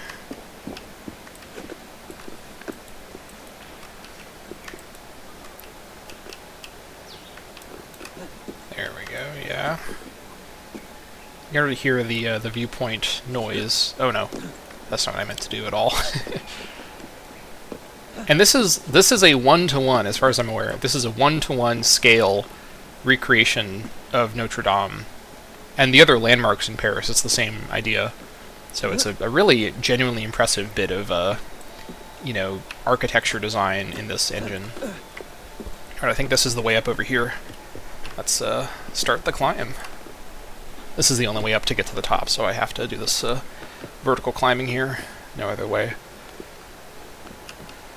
Alright, and then up here.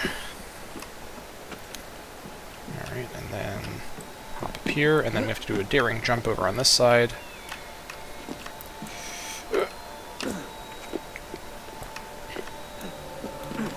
Okay, and here is the viewpoint. First viewpoint of Paris.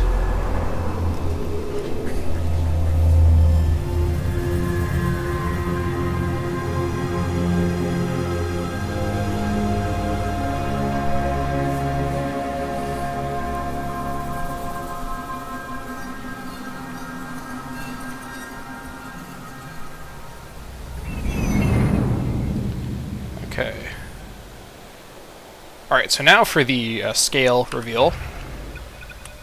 So this structure here is, of course, Notre Dame de Paris. So you can see, even with the stuff that's obscured, just how big. In fact, I can just show you visually. Like, everything you see is more or less within the area we can go to. All the buildings, all the distant palaces are all part of the game world.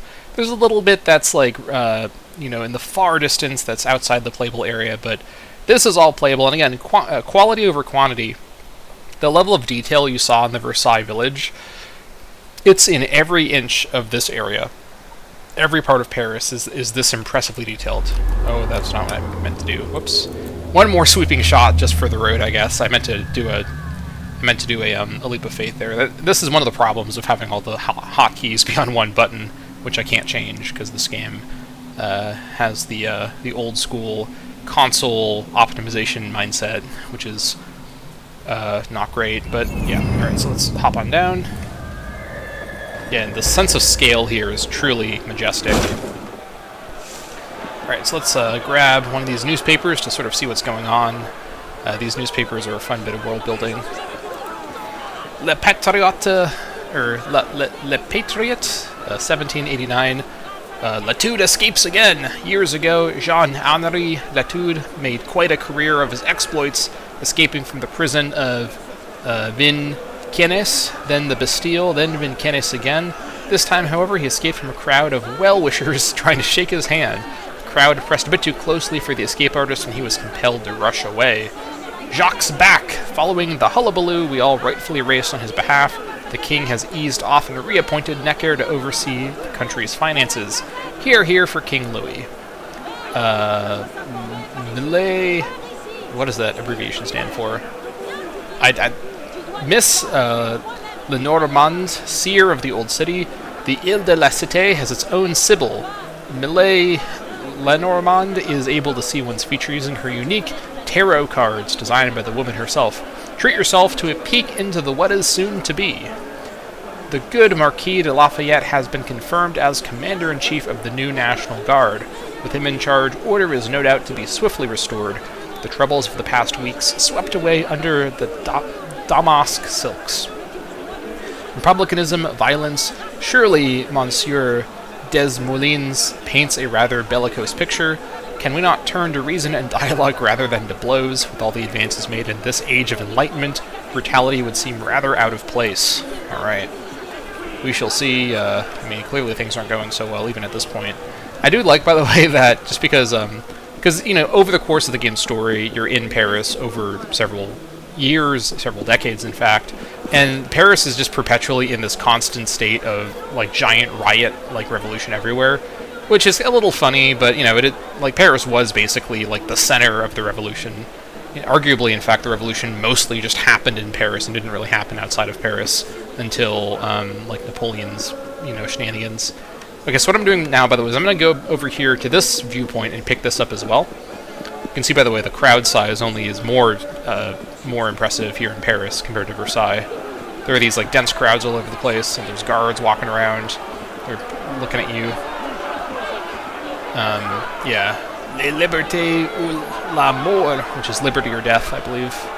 Yeah, so there are these giant, like, Republican crowds outside all these giant, you know, monarchy landmarks. They're all yelling about stuff. Yeah, let's just slide through here. Alright, oh my gosh, there's a street fight going on. Yeah, the sort of chaotic environment of the city in this time period feels very, like, well picked for a game like this. Like, you really feel like you're in the middle of just a bunch of stuff happening, which is something that I really liked about the very first game, Assassin's Creed 1, where the sort of chaotic nature of the Crusades happening kind of around and in the city that you're within, in the cities that you're within, also felt really precise, or really kind of, like, thoughtfully, you know, envisioned. Like, Revolutionary France and Revolutionary Paris is such a great setting for an Assassin's Creed game for so many reasons. I'm glad that this is the game that they made. Alright, let's climb up here. Now, I actually did this in the wrong order. Should I have gone to the other islands south of me, or, hold on, south? No, not south actually. I guess sort of like southeast of me, but I'll just go there later as part of the next mission, so it's fine. All right, let's just climb our way up, pick up this viewpoint. Yeah, so we're on this sort of central island in the middle of the Seine, I think is the river in question. They're going to say it later, I think. But yeah. This central island is sort of your early game safe area. Some of the areas kind of along the sides of the river are a bit higher level, or the enemies are higher level. But you can realistically move around all these areas pretty safely as long as you know what you're doing. It's just for doing missions in those areas. Those missions tend to be higher rank. And in this game, there's no character levels. You basically rank up based on your equipment, which of course you gather sort of linearly as you go through the storyline and whatnot. And at the minute we have no equipment at all because we're just wearing like our prison, outfit. So we don't really want to be tangling with anyone, even like level 2 or so at this point, because we just have a dull weapon. I think it's the dull cavalry saber to be specific. So let's go ahead and see what's going on with the assassins here at this waypoint that's been marked for us. I actually don't really understand the in-universe explanation of how Arno knows to come here. I guess because the symbol on the stained glass window here is the same as what he saw with his eagle vision. I don't even know what he was holding there, I'm going to be fully honest. Maybe there was like a scene where... Maybe that's what Billet gave to him on the rooftop? I thought he gave him the compass. I guess I don't know. In a time of revolution, lots of things are ambiguous. We're going to just chalk it up to that and not paying attention whatsoever, because I was thinking about French Elise. I mean, how could I not, right?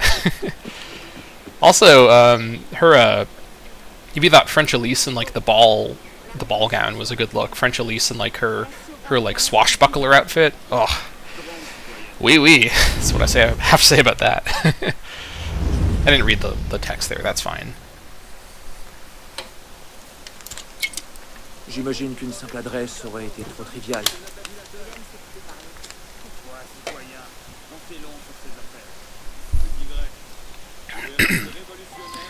Now it's raining, by the way, so that's fun. Doesn't have actually any gameplay effect. I think that in these games, when it's raining, parkour should be slowed down just for a bit of realism. But that's like, I am the nichest, suggestion provider of anyone in this community of Assassin's Creed players. So I think I need to go up there. So let me just climb on up. This is some really cool and realistic church architecture and like murals and whatnot, so I appreciate that. Hello, tip. I don't know why you're there. All right, let's come here and see what this is.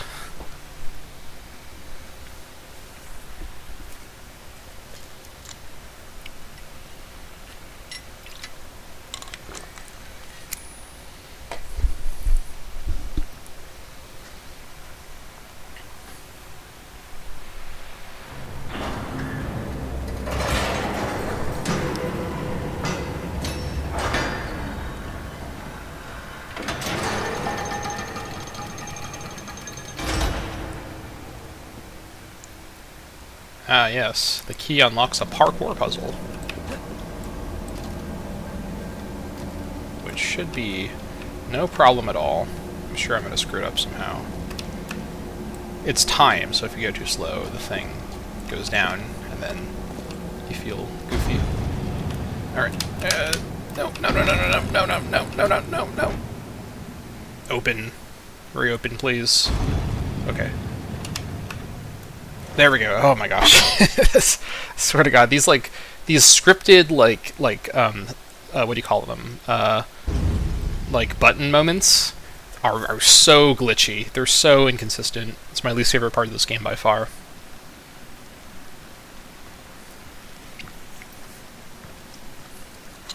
T'as pris ton temps, merdeur. Où sommes-nous? Dans un sanctuaire. Un lieu où l'on peut s'entraîner et se préparer. Loin du regard de nos ennemis. Okay. Est-on vraiment obligé de retourner en... One sec, let me make sure. Okay, we're good. Prison? C'est pas une prison. C'est un réseau. En empruntant ces souterrains, on peut parcourir toute la ville sans être vu. Et on voit tout ce qui se passe. Ah bon? Pourtant, on n'y voit pas grand-chose. Pourquoi vous n'avez pas choisi un endroit en hauteur? Ce me sers de ces tunnels depuis 6 siècles, merdeux. Ah. Et ça faisait longtemps que tu m'attendais caché dans les ténèbres? Non. Guillaume t'a aperçu depuis le clocher. By the way, I really like this game's soundtrack. I think it has a really good soundtrack that's kind of underrated. And I think, I don't know if it's called Arno's theme or what, but like the main theme that plays for Arno is just like, oh, it's really great. It's really great. It's going to play again at some point, and I'll comment about that.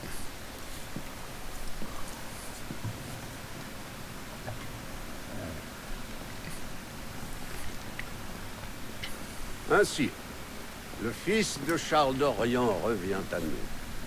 Bellec pensait que tu ne viendrais pas. Pourquoi ce revirement? J'en ai assez de fuir mes échecs. Monsieur de la Serre, mon père, je tiens à me racheter. La mort du grand maître de la Serre pèse sur ta conscience. Pourquoi? Est-ce toi qui tenais la lame? Quelle importance. J'en porte quand même la faute. La culpabilité l'étouffe. Tu réponds vraiment de lui? Anna Kavalek, Inaukadiran, Alamuajati el Muakama. Seakunu Jaidan. Très bien. De l'ombre, tu rejoins la lumière. De la lumière, tu regagnes les ombres. Es-tu prêt à suivre la voie de l'aigle? Si c'est votre manière de demander si je veux de votre aide, oui. Alors bois.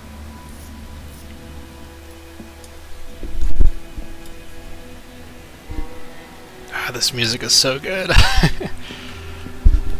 I really like the kind of like sinister cult version of the Order in like Revolutionary Paris. So appropriate for the time period, like these like mystery cult. Also, what is going on with my the what, do you see that? There's like a weird shadow thing happening. Arno's already tripping balls. He hasn't even took a drink yet. I guess it was just kind of being applied early. Is my graphics card dying? Or what is happening right now? Okay, it's gone away, so I think we're fine. So that was kind of bizarre. Anyways, yeah, this is a pretty cool sequence.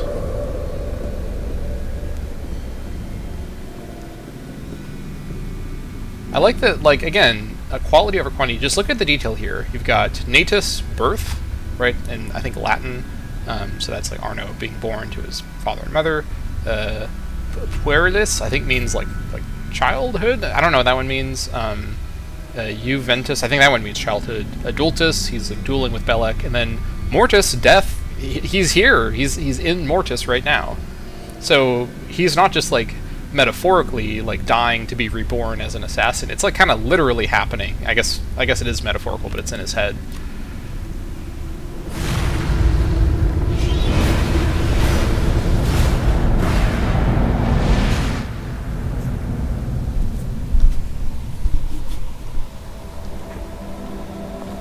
Oh, he's back here. Back at the place where it all started. J'aimerais tant venir, père. That's great. Also, look at the statues. Their eyes are like following you as you run. It's a very cool little detail.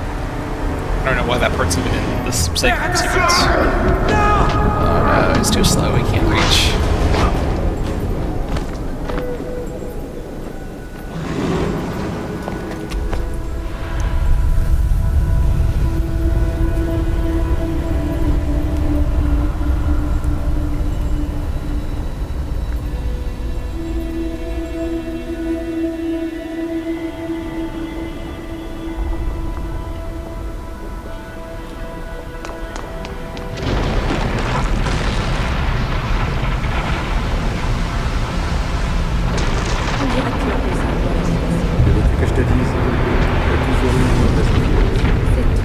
I think there's a way you can... Yeah, you can kind of sequence break by doing that. Oh, okay, it pushes you back down. I do like the visuals of this a lot, because it's just... It's so, like, trippy, and I just think that, Ubisoft's always done sequences like this really well.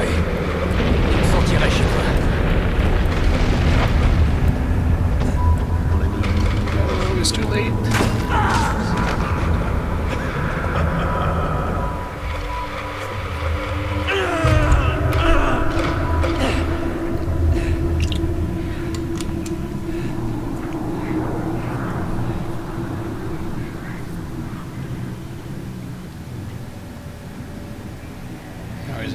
Ominous crowd of guys.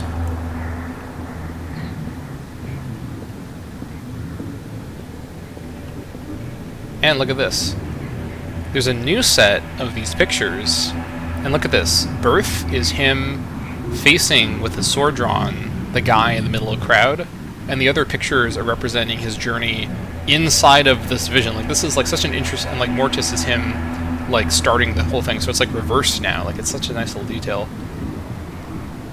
It's like a, you know, it's a little on the nose, like this metaphor, but it's effective. You know, like Arno is driven by guilt, and his sort of vision quest is all about confronting his guilt. As we're about to see, I mean that completely literally.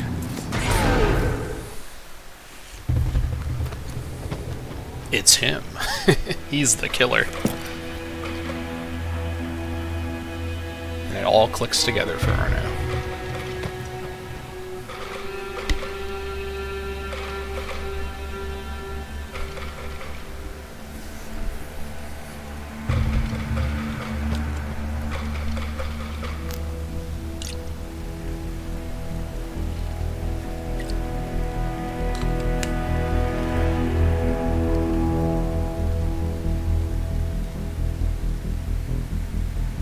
Ces mots viennent de nos ancêtres. Ils forment le cœur de notre credo. Ta lame épargnera la chair de l'innocent.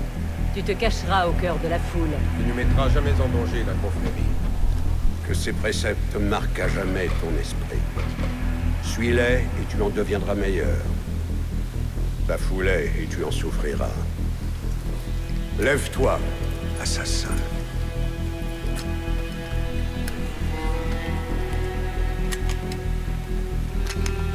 Arnaud d'Orient est mort. Il a disparu de ce monde. Ses péchés et ses échecs sont réduits au néant. Ce soir, il ressuscite, tel un novice de la confrérie des assassins.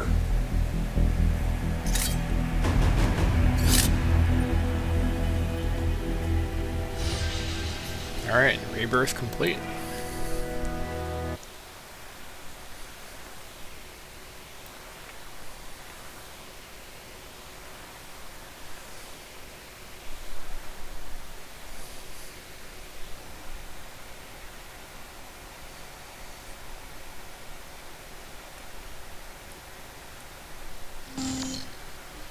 Tu es de retour.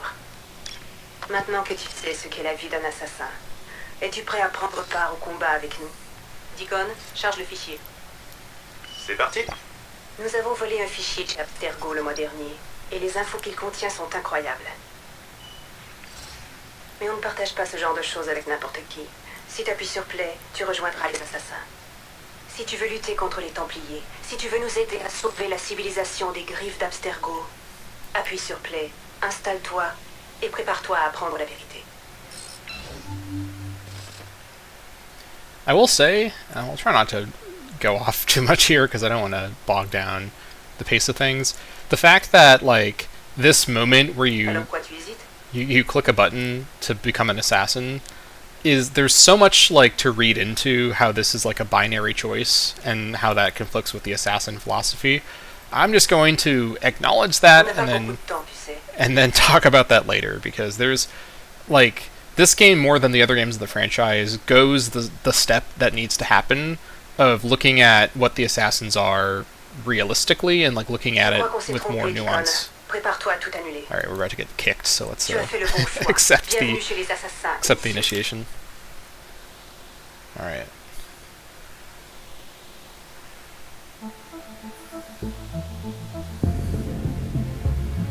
I actually wonder if you could like kick to the main menu if you don't click OK soon enough. I actually have never done that, so it's kind of funny.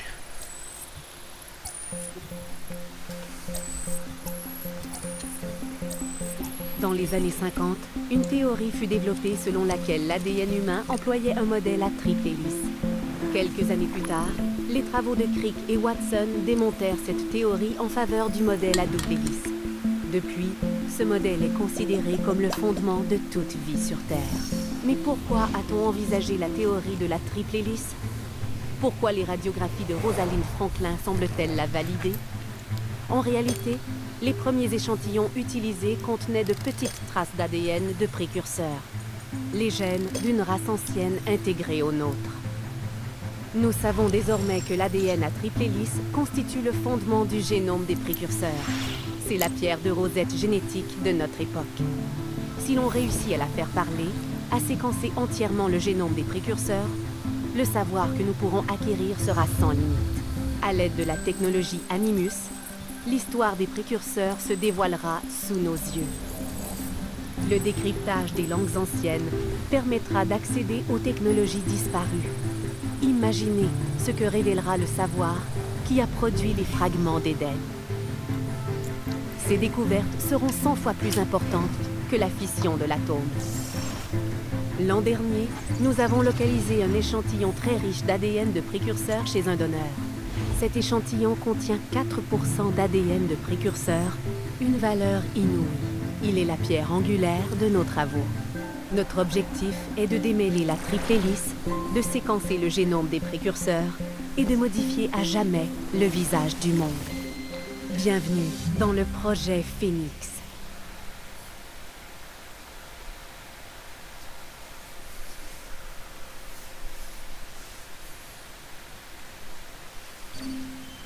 Voilà où nous en sommes. L'an dernier, Abstergo a mis la main sur le corps de ce qu'on appelle un sage, l'un des rares êtres humains à détenir un excédent d'ADN ancien. Depuis, il s'active pour en trouver d'autres, dans le présent et dans le passé. Plus Abstergo en détiendra, plus ils se rapprocheront de leur but ultime.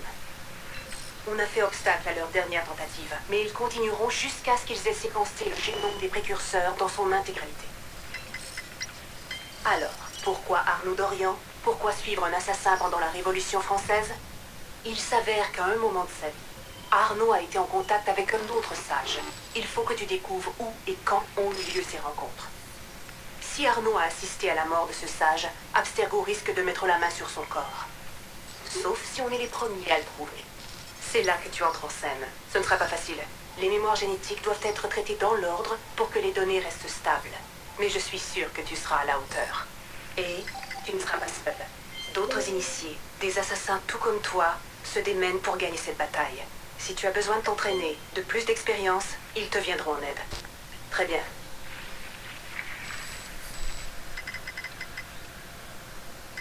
Chargement de la séquence suivante. Alright.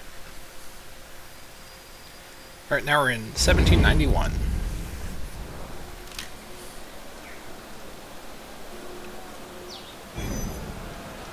And we got our snazzy assassin robes on. Content de te revoir. J'ai quelque chose pour toi. Plus tu passeras de temps avec Arnaud, plus on aura de données pour augmenter ta synchronisation avec lui. Et pour activer ses compétences.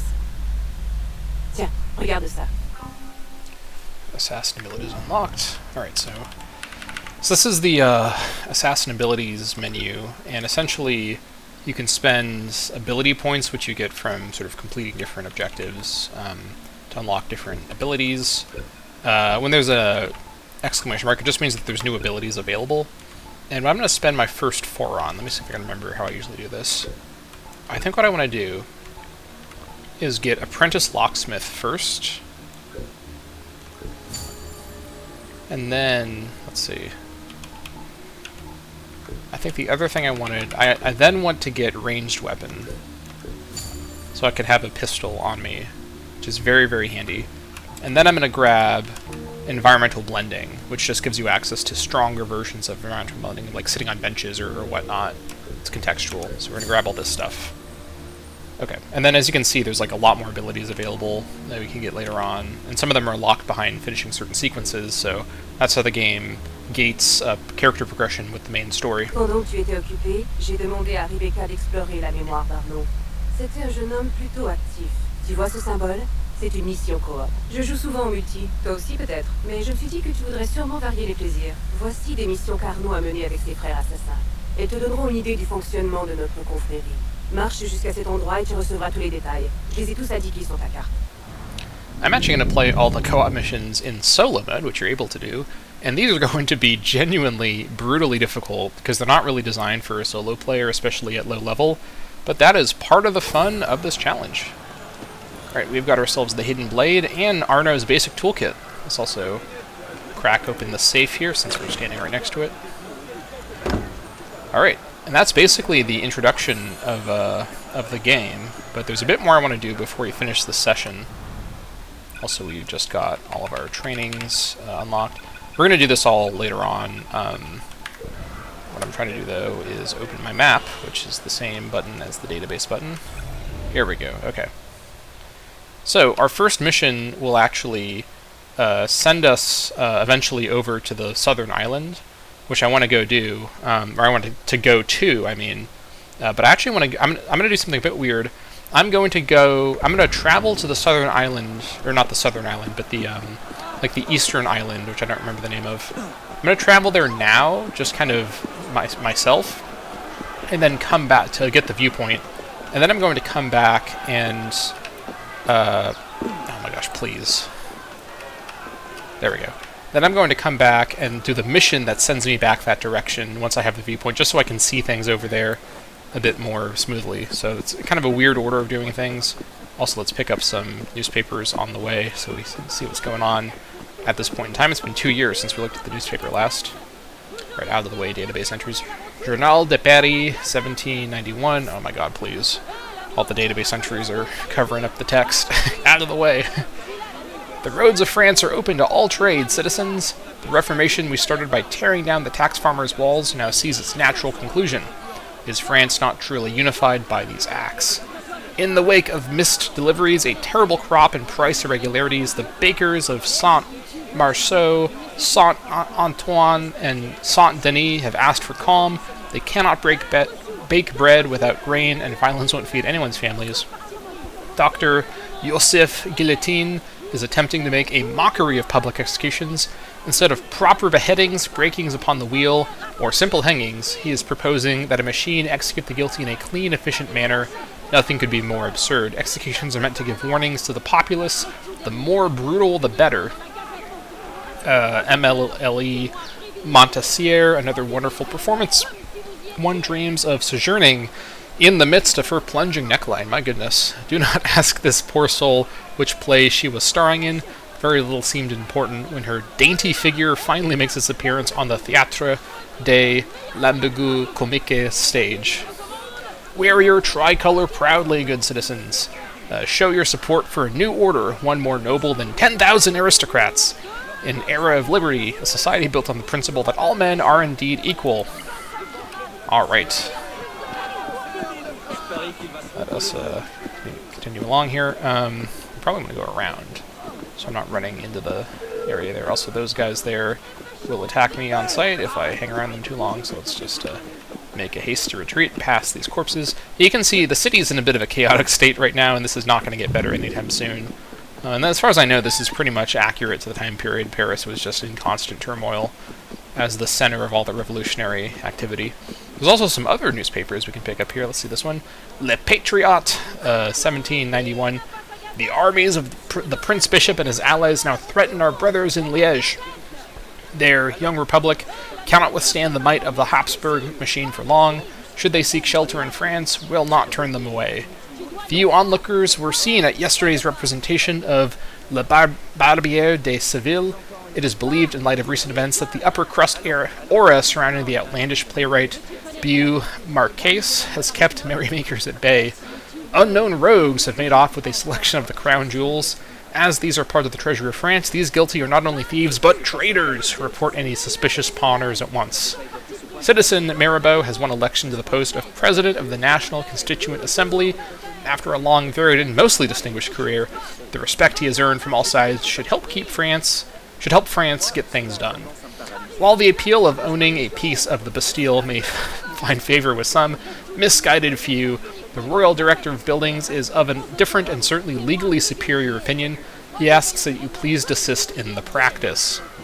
Right, I remember reading about this. People were like hawking bricks from the Bastille that they took to like 2 years ago in the game when the Bastille was stormed. So yeah, definitely an interesting moment in time happened in here. Let us head on up to one layer so we can move around a bit more smoothly. Yeah, the vibe of Paris is just truly unmatched. Come on, there we go. There's these sort of emergent events happening. I'm just going to ignore them for now. You can basically go and complete random emergent scenarios like stopping thieves and stopping fights and whatnot to get sort of like points for your character that you can use for customization. We're going to do a lot of that stuff as we play, but not quite yet. I'm just making my way over to get my viewpoint. I'm sort of single-minded. Oh, I did not mean to actually jump right there, but that's fine. Unlock this bridge. All right. Okay. To run around through this river top hotel situation. Let's get up on top of things. Hotel 2. Okay. Let's get away from that guy. Alright. And then let's climb on up. There we go. Okay. Descend. Head over here. There we go. That's the right move I wanted. Trying my best to... Actually, I can just run along the ground here fastest, probably. Sometimes not doing parkour is honestly faster, but like here it's like completely deserted, so I can just run along at a pretty fast pace. Something I do kind of think I don't like that Syndicate added, although I understand why they added it, is Syndicate added carriages, which I think in that setting, you know, Victorian London, which is truly like if you think this city is big, like London and Syndicate it's goddamn enormous, and it's already hard enough to maneuver around thanks to the true scale of everything, especially without using the rope launcher all the time. But they basically added GTA style like carriage driving, which is, you know, like London had a lot of carriages at the time, so it's not inaccurate, but it definitely changes the vibe where traversing around becomes about just driving around, not using parkour. And honestly, I find the carriage part of Syndicate actually more of a detraction from the parkour than the rope launcher. I actually think the rope launcher adds to the parkour in many ways, but the focus on carriages definitely feels like it detracts from the parkour emphasis of that engine. At some point, I'll play Syndicate in a playthrough like what I'm doing here, and then I'll feel more justified talking about it so much. But it's hard not to, you know, talk about the game that I think is the most appropriately compared to this one, you know, Unity, because Syndicate at its core uses essentially the same engine, as I've said before, with a few small technical improvements that I think are often underappreciated. And I really like Syndicate, although I do think, as I've said before, I do think this is a better game. In some ways, I actually find Syndicate more interesting to play because of how weird that game's like world design kind of is. But I'll talk about that some other time. We've got parkour to do. I don't know what I'm doing here. I'm just going to climb up here, trying to get over to that tower to get the viewpoint. I think I can cross over here. Yep. All right. I do think that the vibes here with the rain just look great. You really can see like the wetness of the materials, right? Like if you look closely, it just looks great, you know. Okay, that was a questionable jump. Hey, look at that. That was actually kind of smooth. Hop up here.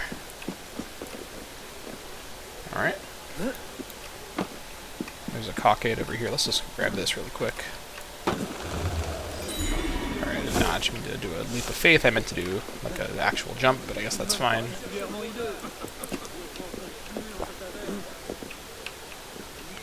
Come on. Alright.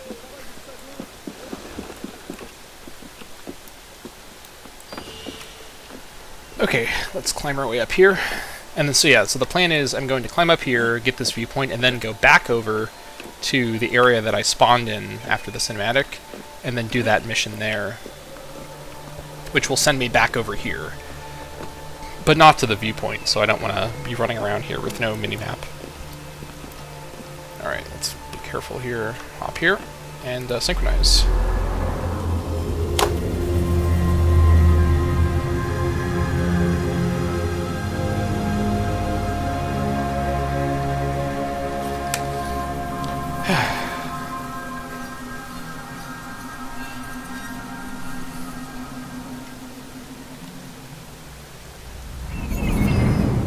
Okay, now let's make our descent.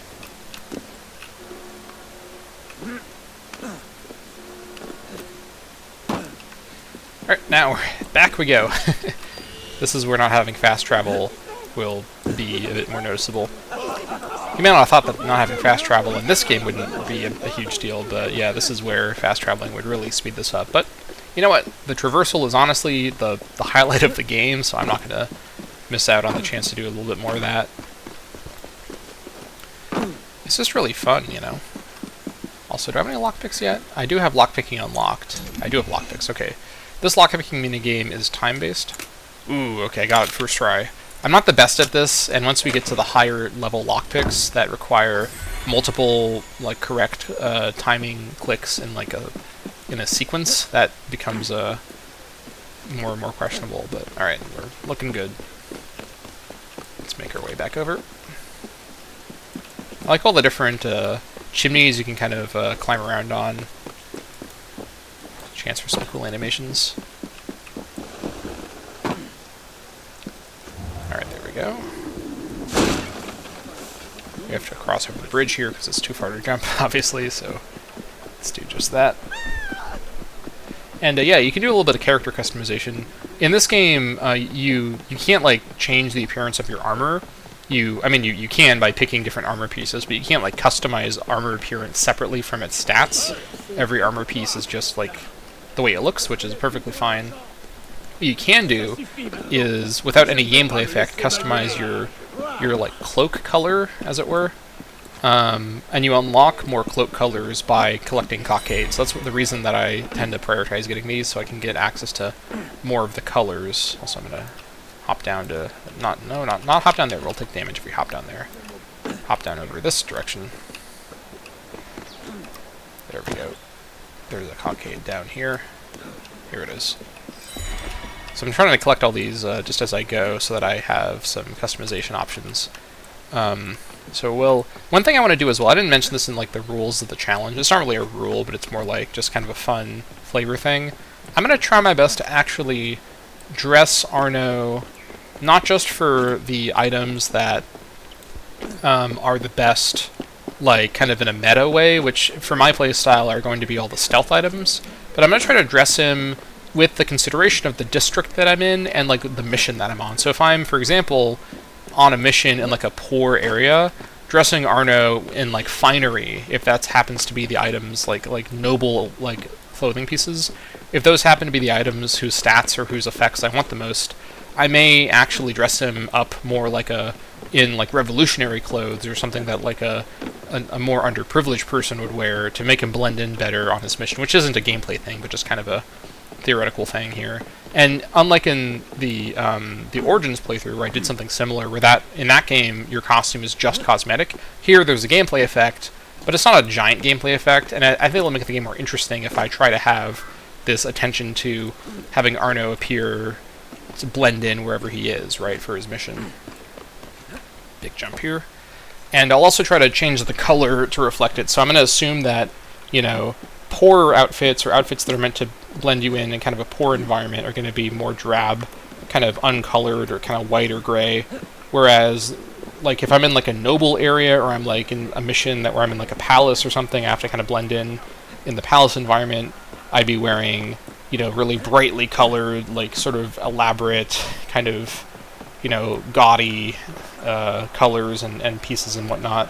So that's kind of like one extra thing I'm going to do in this playthrough, which will have a gameplay effect because the different, you know, armor pieces are actually have different gameplay modifiers, so it's something I have to be quite thoughtful about.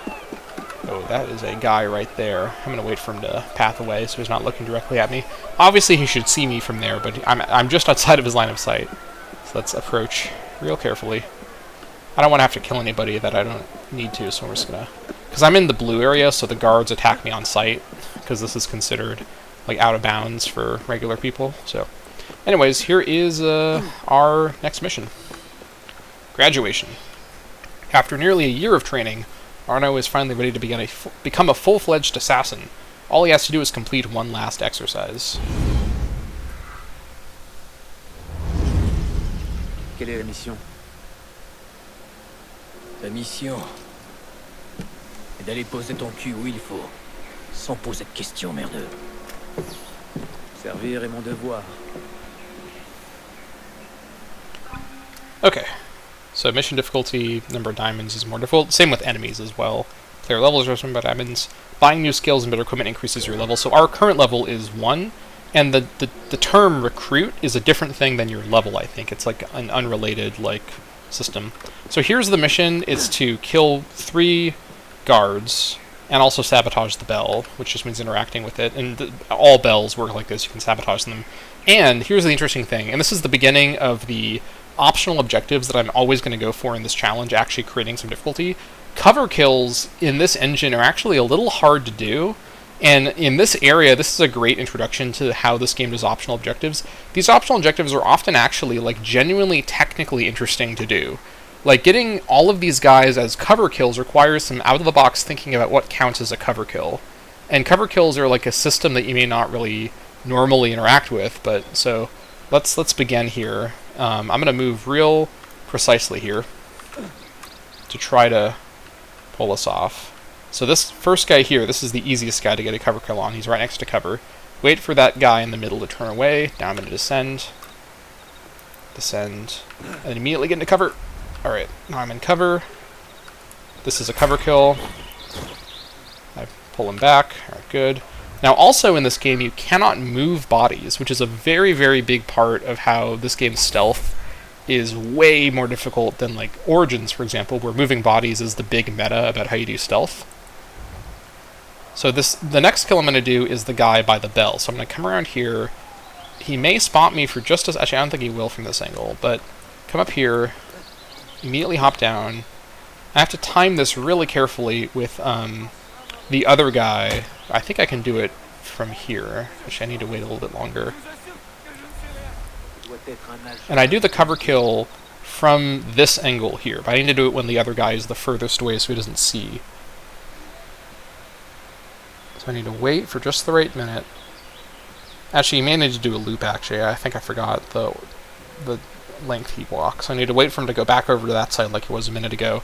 And then I kill that guy from this same position, but from the other box, in what looks like it wouldn't be a cover kill, but it's like this cover kill, and again, it's this is actually good tutorial stuff, because this optional objective teaches you the limits of the cover kill system, which is something that this is an advanced bit of gameplay that you wouldn't normally have thought about much, right? So now I need to get into cover here, and I wait for this guy, and what I do is I basically, as soon as he's walking by me, I lean out as far as I can, and this is allowed. This is a cover kill. Yeah, you wouldn't have thought that would be close enough to be a cover kill, but no, that's a legal cover kill. So now I got all of the extra points for doing the side objective. So that's sort of how that works. So yeah.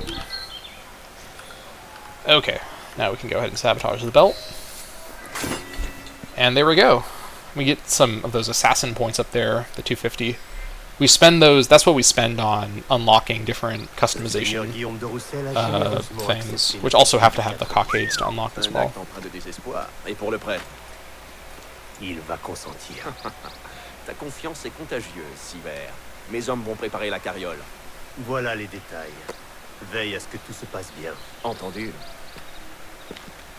Veille à ce que tout se passe bien, crétin. Allez! Faut toujours que ces chiens les gardent du corps. Alors? Also, based on that editing, see there, 100% was close enough still to hear this guy yelling, so pourquoi on reste Yeah. ici alors que Siver Doesn't est really toujours make en vie. sense, but you know. Il a tué Monsieur de la Serre. Sois patient, Siver n'est pas notre cible. Pas aujourd'hui. Viens. Sever is not the target, not today. Pick this thing up. And then, oh no. Some people. Smoke bomb escape. Balance cette foutue bombe! Follow Belek out of here.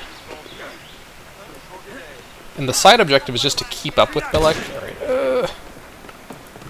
C'est le moment. Which is easy to do as long as you sort of know his route. In fact, I can go ahead of him and take the exact route that he goes. Alright, and then actually I don't remember from here. Does he pop down here?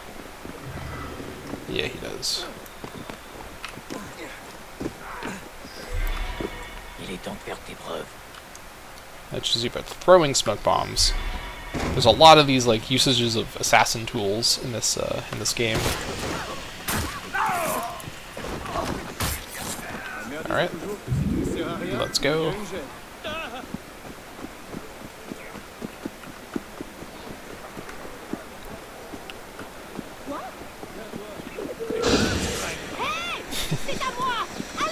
That certainly won't raise any suspicions. Belek, good one.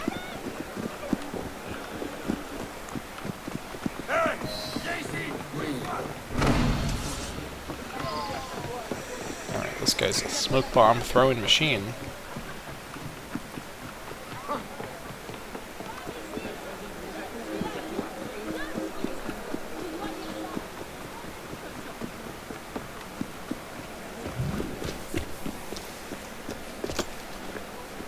Merde, les patriotes. Ces abrutis veulent se battre avec tout le monde. Tâche de ne pas attirer leur attention. Et si on leur donnait une leçon? Arrête-les. Évite-les, peu importe. Les fanatiques, ça court les rues. Alors tu sauveras pas tout le monde, merdeux. So these are the red guys, or the sort of partisan patriot guys. Extremists is what the game calls them. Alright. Vous êtes debout tout le monde. Rémi a trouvé le corps de Monsieur Harpinon dans une cour à 2 pas d'ici. Il s'est fait égorger. Also, you can see when the crowds run away, whenever someone like draws a weapon, your chance for dense cover goes away with them. So when combat starts happening, civilians like scatter, and your chance to hide in amongst them goes away with them, which is a fun, dynamic part of how this game handles stealth. So you kind of need to both get away from enemies and also get far enough away that people aren't fleeing from the combat that was just happening in order for you to, you know, have places to hide. Alright, oh no. No. Keep up, keep up. It's alright, I know how to catch back up to him. Come on.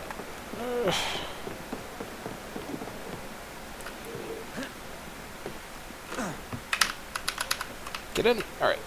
Alright, we're fine. We're close enough. Ooh. Oh my gosh, what? Okay, that was glitched. Get back up. Don't fall through the building. Alright. Yeah, this guy is just on a mission. He's just going. But fortunately, we're still keeping up with him. I don't know how far behind you can fall before the game makes you lose that secondary objective, but I'm not going to test it. I'm just going to keep up as close as I can. Tu veux faire une pause?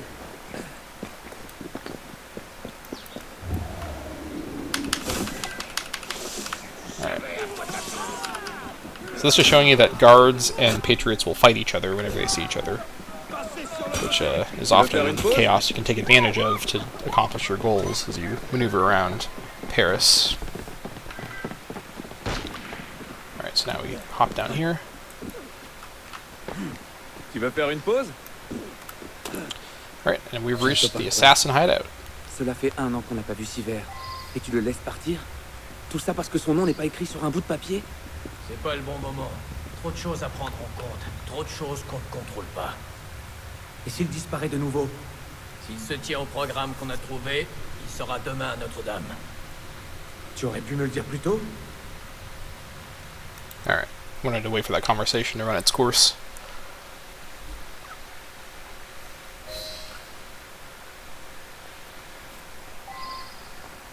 Mon ami, comment vas-tu? Shops, we can replenish our consumables at shops. On donne ce registre des Templiers à Mirabeau pour qu'il s'empresse de ne rien en faire. Tu n'as pas l'air de beaucoup l'apprécier. De politicien, il se prend pour un grand homme de paix. Il se croit capable de mettre terme à la guerre entre assassins et Templiers, de pacifier la révolution et de persuader chiens et chats de vivre en bonne entente. Et c'est mal? C'est une chimère qui n'existe que dans sa tête. Les Templiers n'ont jamais été aussi faibles depuis la mort de Jacques de Molay, et nous faisons la chasse à de misérables contrebandiers. Tout ça parce que Mirabeau veut entrer dans l'histoire. I'm just saying this for back so these guys can keep talking, because otherwise the cinematic cuts them off. Regarde où ça l'a mené. Also, I was walking directly behind him, because Arno walks a little faster than him, so I want to not get too far ahead. It's one of those funny quirks with this game. Okay. Les hommes de la ferme générale peuvent dormir en paix. Harpinon est mort. Il me semblait un peu limité pour extorquer des nobles emprisonnés. Qu'est-ce que les Templiers préparent? Si cette maudite trêve ne nous liait pas les mains depuis un an, nous le saurions. Il n'a pas tort, Honoré. Cette trêve avait été conclue avec le grand maître de la serre. Et cela fait 2 ans qu'il est mort. Quel que soit leur nouveau chef, je suis certaine qu'ils ne se tournent pas les pouces. Nous en aurions peut-être appris davantage en capturant Siver. Siver était là-bas? Je sais que la paix est une chose qui vous tient à cœur. Mais il serait sans doute utile de faire payer son crime au meurtrier de Monsieur de la Serre, n'est-ce pas? Oui, en effet. Tant que tu n'essaies pas de faire passer ta vengeance personnelle pour une bonne stratégie. S'il veut tuer des Templiers, laissons-le tuer des Templiers. Il a appris tout ce que je sais. Il est prêt. Fort bien. Assassin.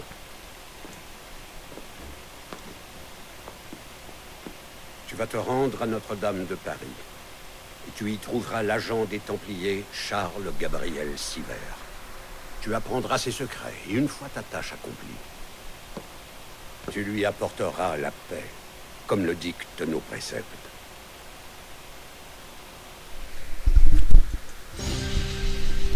All right.